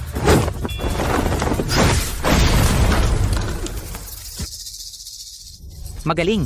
Sa ilang sandali, nagkaroon ka ng ganitong kamalayan. Totoong siya ay ipinanganak na maging pinuno ng sekta. Kayo sinasabi ninyo na kayo ay mga piling alagad, pero hindi ninyo ako kayang talunin, isang taba ang inyong kakayahan, ganyan lang ba? Ikaw. Nanghuhusga sa itsura, iyan ba ang itinuturo ng sektang espada ng madilim na bato sa inyo?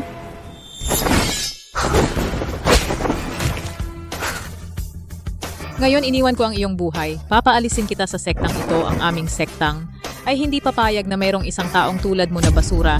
Bakit? Ikaw ay isang mababang uri ng tao at isa ka pang babae. Bakit mo kinuha ang aking posisyon bilang pinuno ng sektang? Wala ba talagang katarungan ang langit? Matigas ang ulo mo pa rin. Ako ang punong alagad ng sektang ipinanganak na may pambihirang talento. Paano ako matatalo sa isang matabang babae na tulad mo? Hindi ako sumasang-ayon. Ikaw ang punong alagad ng sektang, pero wala kang silbi ang iyong mga kakayahan at talento. Mayabang ka, walang respeto sa iba. Ngayon, tinatakan ko ang iyong mga taon ng pagsasanay. Papaalisin kita sa bundok, dadaling kita upang maranasan ang hirap ng buhay. Pagkatapos bumalik ka at makipag-usap sa akin kung ano ang katarungan. Mabuti naman si Mendoza Zia ay may ganoong dignidad. Sino pa ang hindi sumasang-ayon?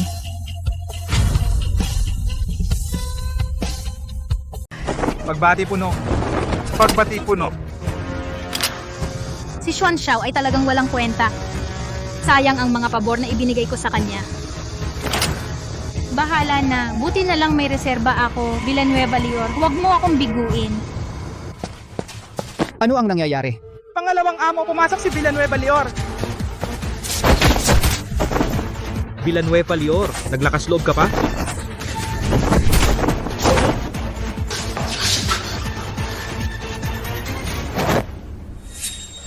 Huwag mo akong patayin. Huwag mo akong patayin. Si Mendoza Zia ang may kasalanan.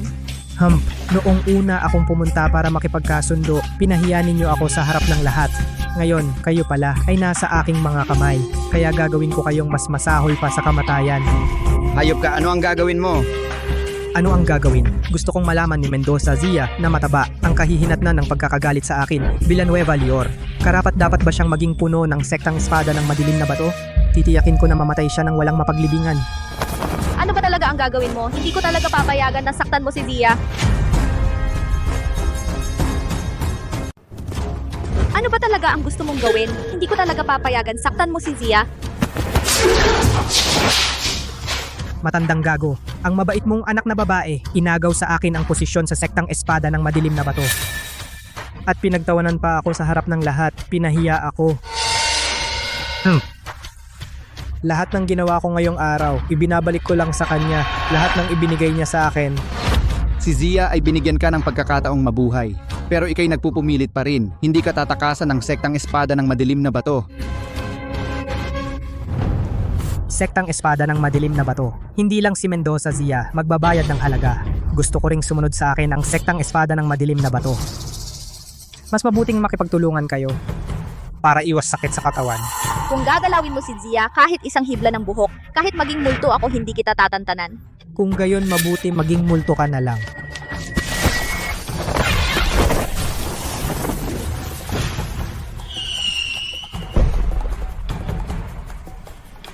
Mukhang nagtagumpay si Villanueva Lior, kaya dapat kumilos na rin ako. Mga alagad, makinig kayo. Simula ngayon, ipinapahayag ko si Mendoza Zia ang bagong pinuno ng sektang espada ng madilim na bato. Panginoon, tanggapin mo ang utos.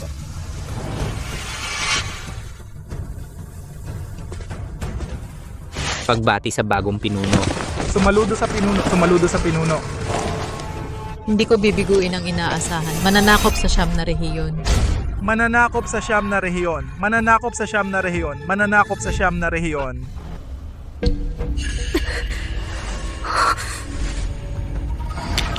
Ano ang nangyayari? Parang may mangyayaring masama.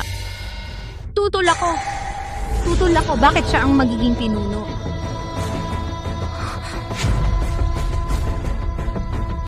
Tutol ako. Bakit siya ang magiging pinuno?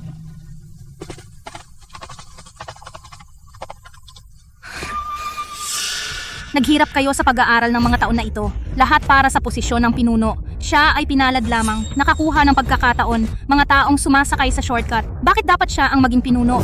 Reyes Tanya, pinalayas ka na sa sekta. Bakit may kapal ka pang mukha na bumalik? At may dala ka pang mga taong hindi kagalang-galang. Dinungisan mo ang ating sekta. Sa tingin ko gusto mong mamatay.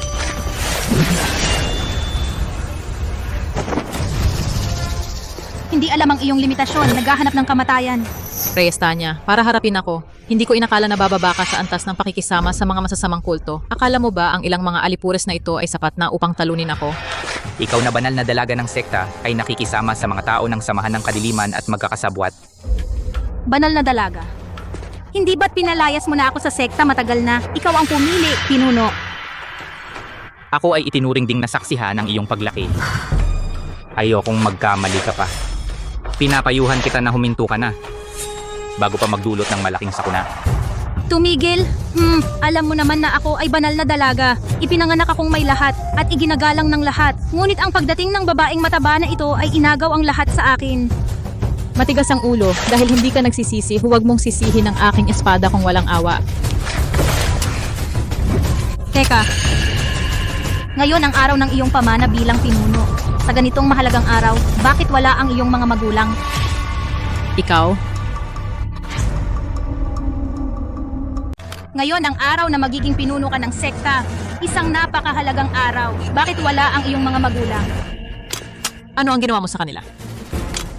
May pagkakataon ka ring matakot. Gusto mong malaman? Kung gayon lumuhod ka at magmakaawa sa akin.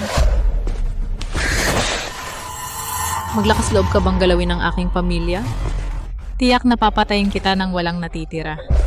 Kung maglakas loob kang patayin ako ngayon, ipinapangako ko na sa buong buhay mo, hindi mo na makikita ang iyong mga magulang. Pinuno, kumalma ka. Ang pinakamahalaga ngayon ay malaman kung nasaan ang iyong ama.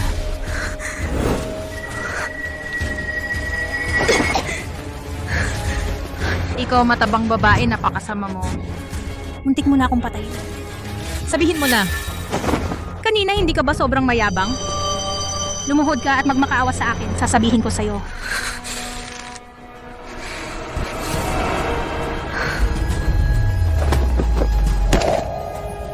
Nga ngayon, maaari mo na bang sabihin sa akin kung nasaan sila? Pumasok. Ama ina. Huwag gumalaw. Gusto mo bang makita kung mas mabilis ang aking espada o ang iyong espada? Ang alitan nating dalawa, bakit kailangan mong isangkot ang iba? Diba? Sila ay iyong mga kapatid at kadugo, mga minamahal at kaibigan. Paano sila maituturing na iba? Nakakasuka. Bilang isang mandirigma ng espada, ang panalo at talo ay karaniwan. Bakit mo isinasangkot ang pamilya? Talaga namang iginagalang ko ang matatanda at mahal ko ang mga bata. Ayoko sanang saktan ka. Ang kasalanan ay nasa pamilya niyong Chu na nagkaroon ng ganitong halimaw. Kaya kayo nagdusa ng ganito. Tigil. Pakawalan ninyo ang mga magulang ko. Ano ba ang gusto ninyo? Ibibigay ko sa inyo ang lahat. Sige, yan ang sinabi mo. Ganito na lang. Kung papatayin mo ang sarili mo, ipapangako ko sa'yo na pakakawalan ko ang pamilya mo. Zia, natutuwa ako na nakikita kita ngayon. Masaya na ako. Huwag kang gumawa ng kahangalan para sa akin. Inay? Inay, napakaraming taon tayong nagdusa. Nagtiis tayo ng maraming hirap. Nakarating tayo sa puntong ito. Sa wakas, kaya nakitang protektahan. Paano ka pa hahayaang magdusa? Zia, huwag kang gumawa ng kahangalan. Ikaw ang pag-asa ng angkan nating Chu. Huwag mong pabayaan ang pamilya Chu.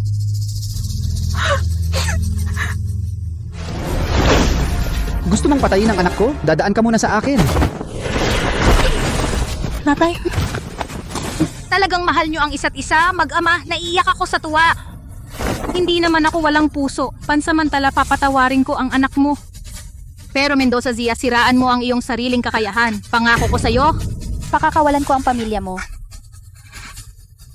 Alin ang mas mahalaga, ang iyong kakayahan o ang buhay ng iyong pamilya? Pag-isipan mong mabuti.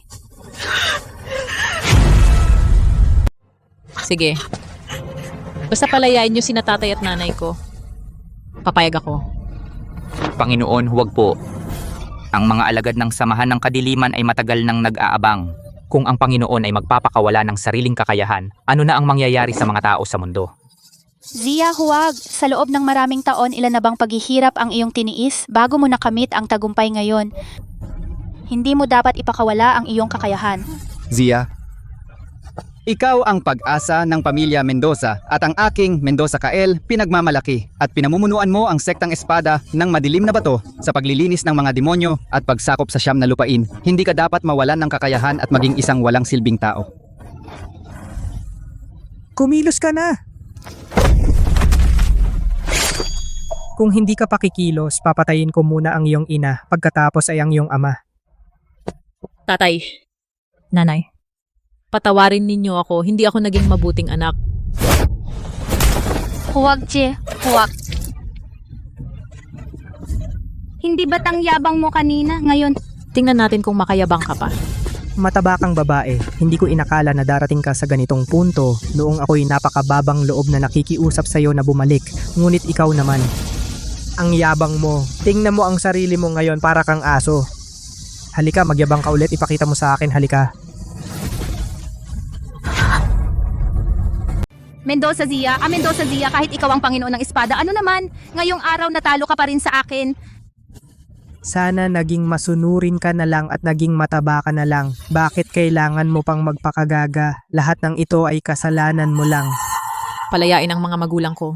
Kung hindi, hindi kayo makakalabas sa sektang espada ng madilim na bato. Pinutol na ninyo ang inyong sariling kapangyarihan, pero mayabang pa rin kayo.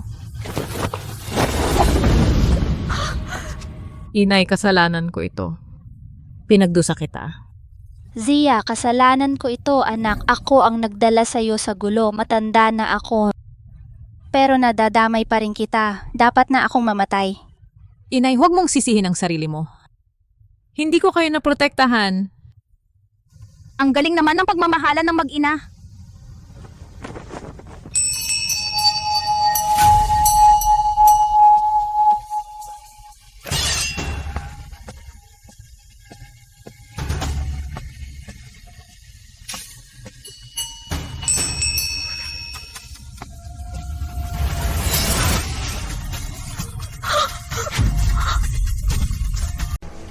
Talaga namang mag-ina kayo.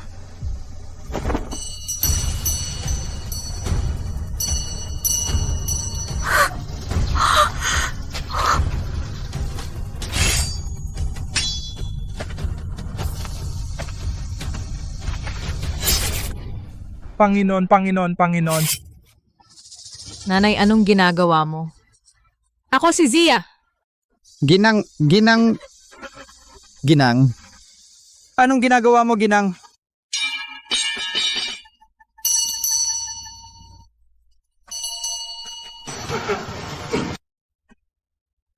Isa kang mabuting aso sa akin. Babaeng demonyo, anong ginawa mo sa nanay ko? Anong ginawa mo? Binigyan ko lang siya ng lason ng nawawalang kaluluwa. Ang saya nang makita kayong mag-ina. Na nag-aaway. Mag-inang naglalaban. Talagang magandang palabas.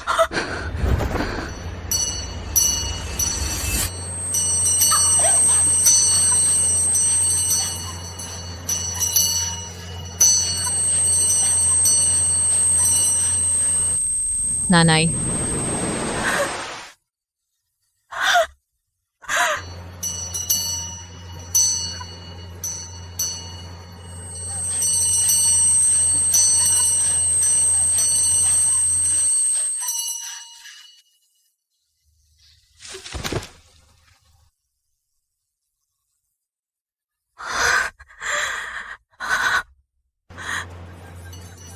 Mendoza Zia, sinabi ko sa iyo, ang kahihiyang ginawa mo sa akin ay ibabalik ko ng doble. Pagkatapos ng 3 araw, ang samahan ng kadiliman ay sasalakay sa sektang espada ng madilim na bato. Wala na kayong Panginoon ng Espada. Sa oras na iyon, tingnan natin kung paano ninyo ako lalabanan. Pagkatapos ng 3 araw, ang 9 na kaharian ay magpapalit ng Panginoon.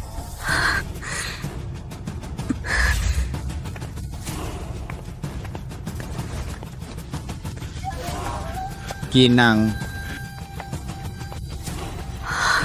Zia. Panginoon. Zia. Tatay, nanay, mabilis takbo. Masyadong malala ang sugat ng Panginoon ng Espada at saka sinadya niyang sirain ang sariling kakayahan. Nasa bingit na siya ng kamatayan. Si Mendoza Zia ko ay may dalisay na puso. Diyos ko, bakit hindi mo parusahan ang makasalanang tulad ko? Bakit hinayaan mong ang anak ko ang magdusa para sa akin? Nasa bingit na ng kamatayan ang Panginoon ng Espada, ang sangkatauhan saan na kaya mapupunta. Mendoza, Zia. Ay, ba ito? Tiyo Yago Ulap.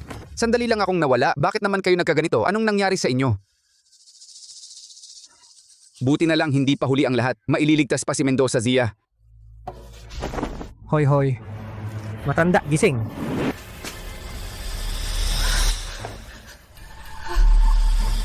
Ito ang dugo ni Zia. Anong nagawa ko? Ang sakit ng magkapatid na mag-away, masarap ba? Anong ginawa ko? Ito ang anak na pinagdalhan ko ng 9 na buwan. Paano ko siya sasaktan? Hindi ko siya dapat saktan. Patayin ninyo ako, patayin ninyo ako, patayin ninyo ako. Pagkalipas ng 3 araw, wawakasan natin ang lahat. Mendoza Zia isa kang pambihirang banal na katawan ng espada sa loob ng libu-libong taon. At ikaw pa ang Panginoon ng banal na espada. Ang humahawak sa banal na espada ay hindi kailanman umaasa sa anong antas ng kultibasyon? Ano ba yon?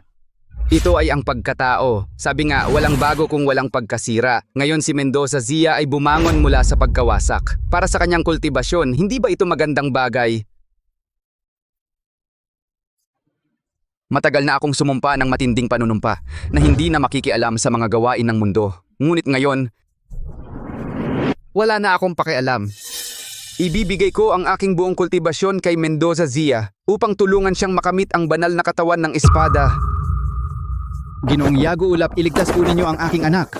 Akong si Mendoza Kael ay walang maibibigay na kapalit. Mula ngayon, ang aking lumang buhay ay sa inyo na. Pag-usapan natin iyan sa ibang pagkakataon. Tayo.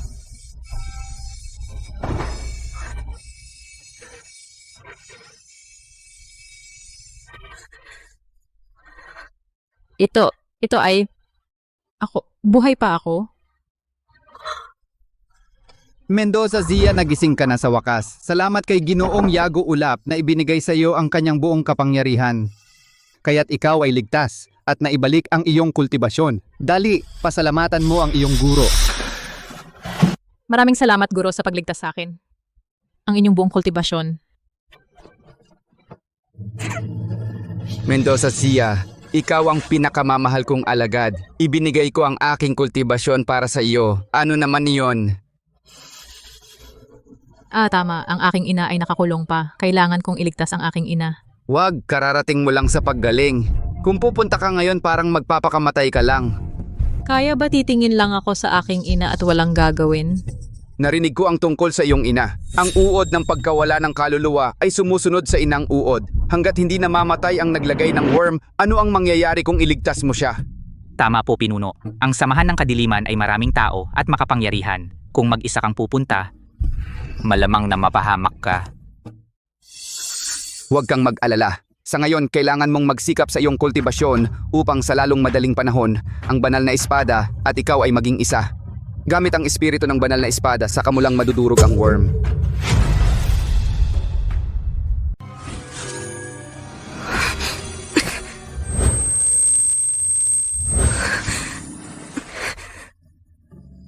Sa loob ng 3 araw, hindi ko alam kung si Zia ay makakamit ang pagkakaisa ng tao at espada. Ang tagumpay o kabiguan ay nakasalalay dito.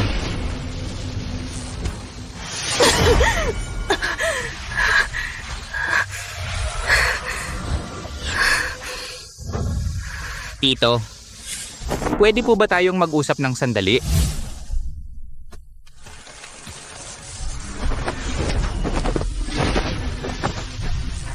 Kalokohan, ito ay parang pagtaya ng buhay. Hindi! Napakalaki ng halaga nito! Kuya, pagkatapos kong mag-isip ng mabuti, ito lang ang paraan para sa bagay na ito. Ikaw sana ay payagan mo ako, Tito. Sige, dahil determinado ka na, hindi na kita pipigilan. Tandaan mo, mag-ingat ka sa lahat ng bagay.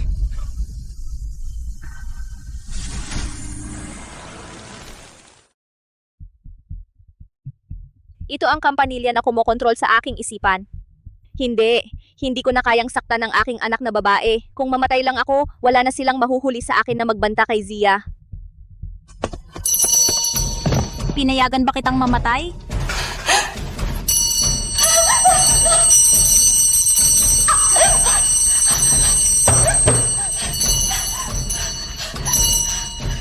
Mangga, sige patuloy kang bumangga. Hindi kita pinapayagang mamatay. Para kang aso na kailangang mabuhay ng maayos. Pagkalipas ng 3 araw, ang ating mahiwagang kapangyarihan ay malapit ng makumpleto. Sa oras na iyon, ang 9 na rehiyon ng mundo ay magiging atin na.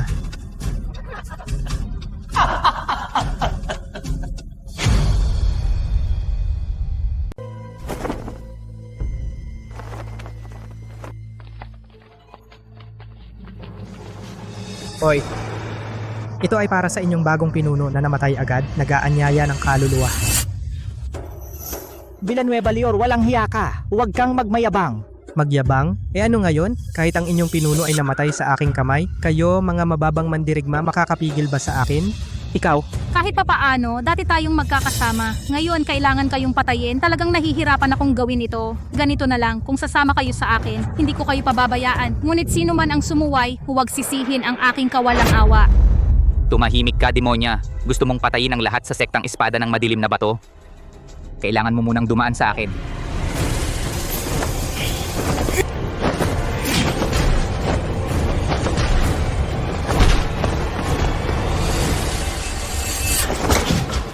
Pinuno. Kumusta? Ngayon ang aking lakas, pumatay sa inyo, ay mas madali pa kaysa pagdurog ng langgam at mas simple pa.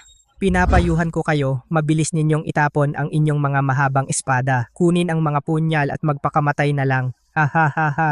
Ang sektang espada ng madilim na bato, mula nang itatag ang sekta, ay laging tungkulin ang pagpapaalis ng mga demonyo at halimaw. Bakit kami matatakot sa inyong mga demonyo at masasamang espiritu? Tama. Hindi kami kailanman susuko sa mga demonyo at masasamang espiritu. Matigas ang ulo. Kung hindi kayo susuko, papatayin ko kayo hanggang sumuko kayo. Papatayin ko kayo hanggang sumuko kayo. Kumusta? May hindi pa ba kontento? Oy Tanya, ilang araw tayong hindi nagkita. Lumakas pa ang iyong kapangyarihan. Ang masamang sining ng samahan ng kadiliman, talagang makapangyarihan. Kami ay nagpakasipag na nagsanay ng mahigit 20 taon, ngunit hindi kasing dami ng natamo namin sa mga araw na ito. Mas marami pa. Pweh! Mga demonyo, nahihiya kayong sabihing nagpakasipag kayo. Ang pagpapakasipag ay hakbang-hakbang, unti-unting tinitiis. Hindi ito biglaan. Babalikan kayo ng inyong ginagawa. Matanda, ang natalo ay walang karapatang magsalita ng ganyan. Ano, Punong Long, bibigyan kita ng isa pang pagkakataon para pumili, kung sumuko o mamatay. Punong, huwag kang sumuko.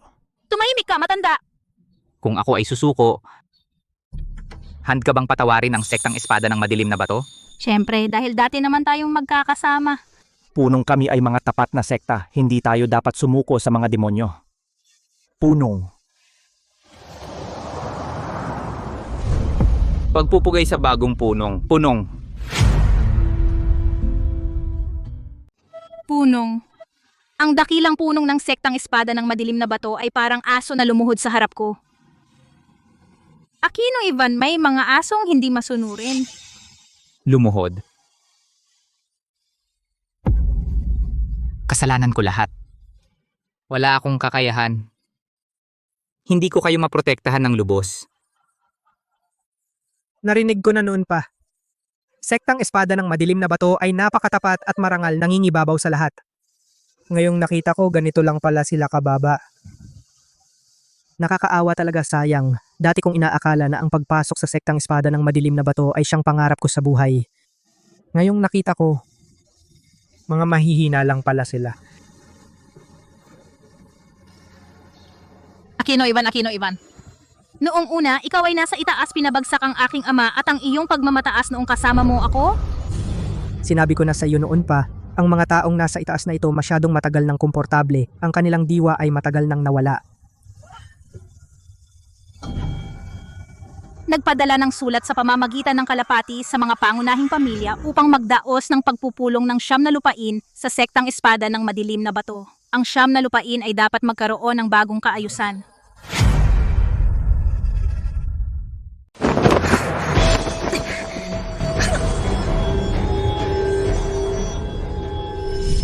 Guro. Sina Reyes Tanya, hindi ba nila sasalakayin ang sektang espada ng madilim na bato? Bakit? Babalik tayo sa pamilya Chu? Ang mas mapanganib na lugar ay ang mas ligtas na lugar. Ngayon lahat sila ay iniisip na patay ka. Babalik tayo sa pamilya. Chu, hindi sila maghihinala.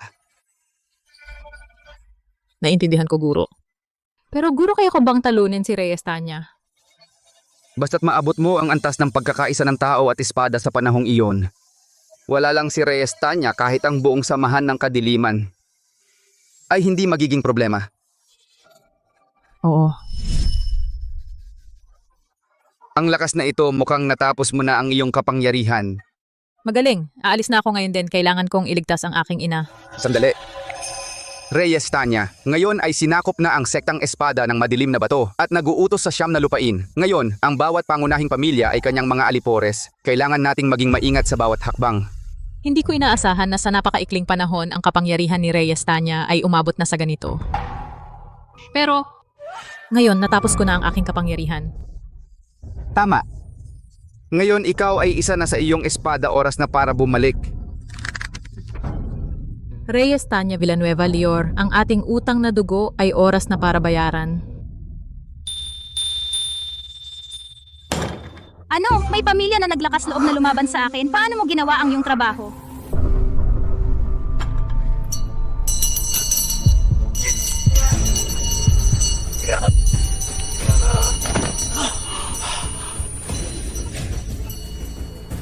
Kung ang pagpupulong ng siyam na lupain ay magkakaroon ng anumang pagkakamali, tiyak na gagawin kitang masahol pa sa kamatayan. Kung sa pagpupulong ng siyam na lupain may magiging problema, gagawin kitang mas masahol pa sa kamatayan.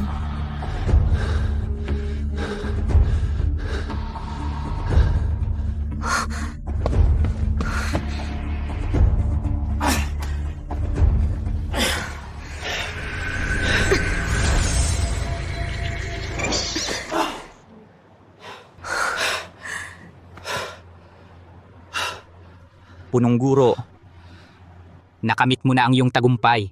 Oo. Sa mga nakaraang araw, tong si Reyes Tanya, gamit ang lason na nagtatawag ng kaluluwa, pinipilit tayong magtrabaho para sa kanya. Kung hindi sumunod, papahirapan niya tayo hanggang sa mas masahol pa sa kamatayan. Etong si Reyes Tanya, talagang napakasama. Alam kong maikli ang 3 araw. Hindi mo makamit ang pagkakaisa ng tao at espada. Kaya nagkunwari akong sumuko sa bruhang iyon sa tabi niya para bigyan ka ng oras. Punong guro. Hindi ko inaasahan na nagawa mong maging ganap na ligtas ang ating sektang espada ng madilim na bato. Salamat punong guro Long, huwag kang mag-alala. Tiyak na aalisin ko ang bruhang ito upang iligtas ang mga tao sa mundo. Sa mga nakaraang araw, nananatili ako sa tabi ng bruha. Alam ko tungkol sa lason na ito. Ang lason ng aking ina. May natuklasan ka ba? Ang lason na tinamaan sa atin ay mga simpleng itlog ng insekto lamang. Kailangan lang gamitin ang kapangyarihan ng banal na espada para mapuksa ito. Ngunit ang lason na tinamaan ng iyong ina ay ang hari ng lahat ng lason, napakasama at makamandag. Kung pilitin nating alisin ang lason, maaaring maputol lahat ng ugat ng iyong ina at mamatay sa sobrang pagod. Ngunit, hindi ito nangangahulugang wala ng paraan. Ang taong nalason ay hindi rin lubusang walang malay. Kung labis ang pagkapit sa kalamang ito, malulunasan. Hanggat may kaunting pag-asa. Gagawin ko ang lahat ng aking makakaya mailigtas ang aking ina. Reyes Tanya sa pagpupulong ng siyam na lupain. Babayaran mo ang iyong mga kasalanan.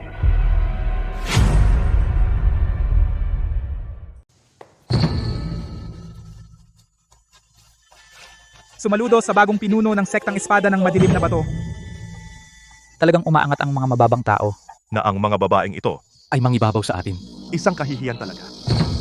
Mga matatanda, huwag kayong mahiya. Tumayo kayong lahat. Salamat pinuno.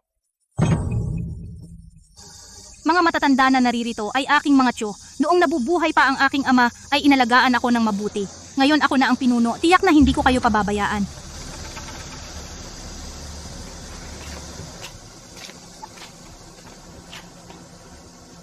Ito ang para sa sektang aming inihandog. Ang pinuno ay nagpapagabit araw para protektahan kayo. Di ba dapat kayo ay magpakita ng pasasalamat? Ano? Ito ay 10,000 espada, 100,000 kilo ng banal na prutas, 1,000,000 tael ng Diyos na pera ito? Lahat ng aming mga pamilya ay hindi makakaya sa 1 taon. Kailan pa namin makakayanan? Mga tiyo, huwag kayong mag-alala. Kung mayroon kayong reklamo, sabihin ninyo. Makikinig akong mabuti. Huwag kang masyadong mapang-api. Alam ng lahat na nakikipagsabwatan ka sa samahan ng kadiliman. Ang iyong mga paraan ay napakalupit. Ang iba ay natatakot sa iyo, ngunit ako, si Zhao Gonghu, ay hindi takot sa iyo.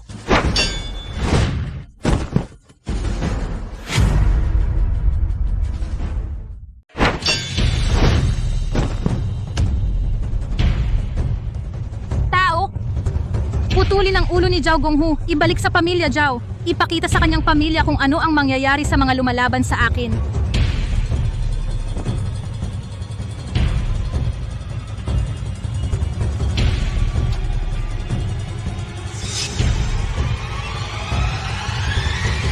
Dahil kayo ay taimtim na sumusuko, kainin ang mga insekto sa harap ninyo. Kung hindi kayo uminom ng antidote bawat buwan, sasabog ang katawan ninyo at mamamatay. Kung susunod kayo, hindi kayo pahihirapan ng mga insekto.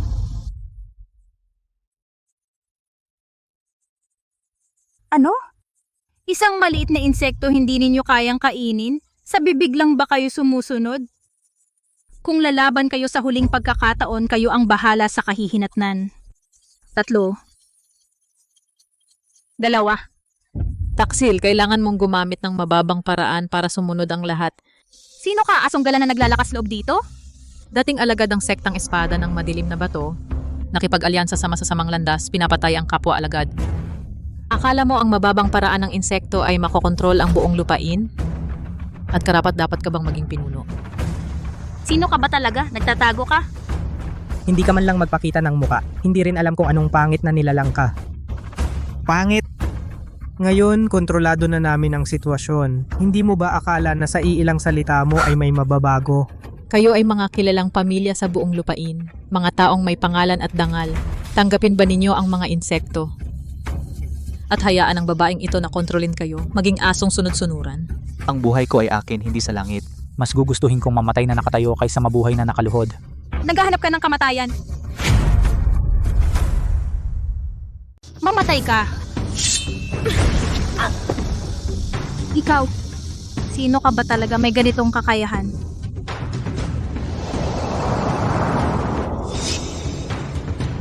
Mendoza Zia, buhay ka pa pala. Ikaw pala. Buhay ka pa pala. Kayong mga mapagkunwari, buhay pa rin kayo, bakit ako mauuna? Eh ano kung buhay ka pa, papatayin kita ulit. Ikaw. Salamat sa iyo, nagbagsak para tumaas. Natutunan ko ang pagkakaisa ng tao at espada, ang paghawak sa tunay na banal na espada. Kahit na magkaisa ka sa espada, akala mo kaya mo ako? Huwag mong kalimutan, ang sektang espada ng madilim na bato ay nasa amin pa, sa ilalim ng aming kontrol. Aquino Ivan, ikaw naman. Aquino Ivan, gusto mo bang mamatay? Reyes Tanya, alam mo ba, ang sinaunang banal na espada ay ang pinakamalakas at pinakamatigas na espada. Walang makakapagtago sa harap ng kasamaan.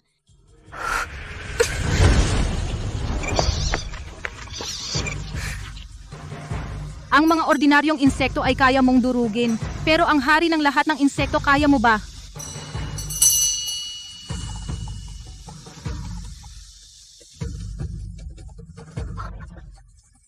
Nanay.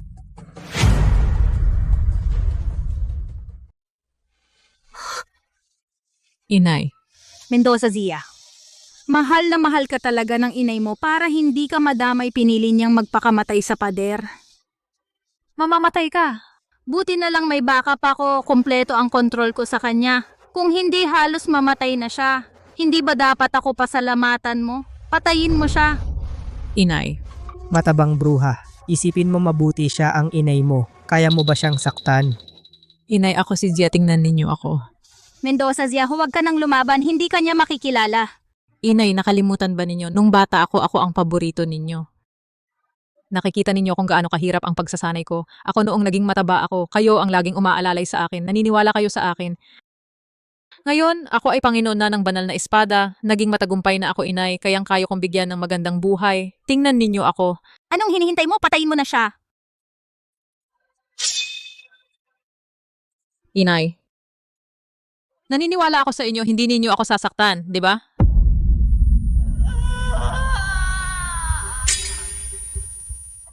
Inay.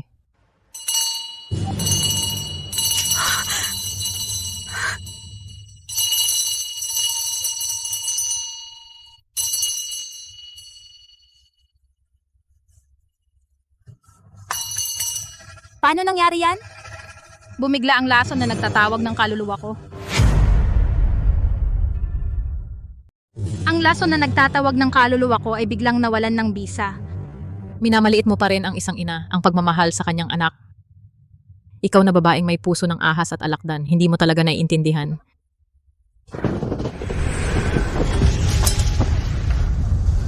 Miss Mendoza, o hindi, Punong Mendoza, ako ay walang malay. Ako ay hamak at walang hiya. Ikaw ay may malaking puso, patawarin mo na ako. Hindi, Zia. Ang mga bagay na ito ay lahat ng ginawa ng masamang babaeng ito, pinilit akong gawin. Ako. Siya ang utak, wala akong alam. Ikaw, kung papatayin mo, siya ang patayin mo. Huwag mo akong patayin. Punong Mendoza, alam mo rin kung anong klaseng tao siya. Paulit-ulit kanyang niloloko. Lahat siya ang nag-utos. Burahin mo na siya. Kayo nga talaga ay perpektong mag-asawa ng mga hayop. Simula ngayon, itatalaga ko kayo bilang mga pulubi. Kainin ang bunga ng inyong mga ginawa. Aquino Ivan, Narito. ikaw ang magbabantay sa kanila. Hanggang sa mabayaran nila ang kanilang mga kasalanan.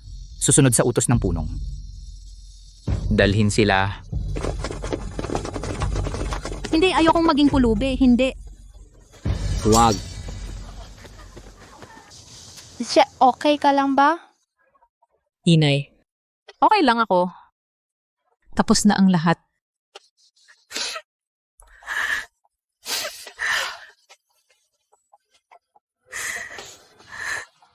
Punong. Dahil naalis na ang masasamang tao, mangyaring punong. Bumalik agad sa ating sektang espada ng madilim na bato at pamunuan ito. Punong Aquino, sa tingin ko ang posisyong ito bilang punong ay dapat ibalik sa inyo. Malinaw ang aking pag-iisip. Gusto kong bigyan ang sarili ko ng 1 taon. Kasama ang aking ina. Maglakbay sa magagandang bundok at ilog ng 9 na lupain. Inay, sa pagkakataong ito ako ang magiging ina. Ako ang mag-aalaga sa inyo.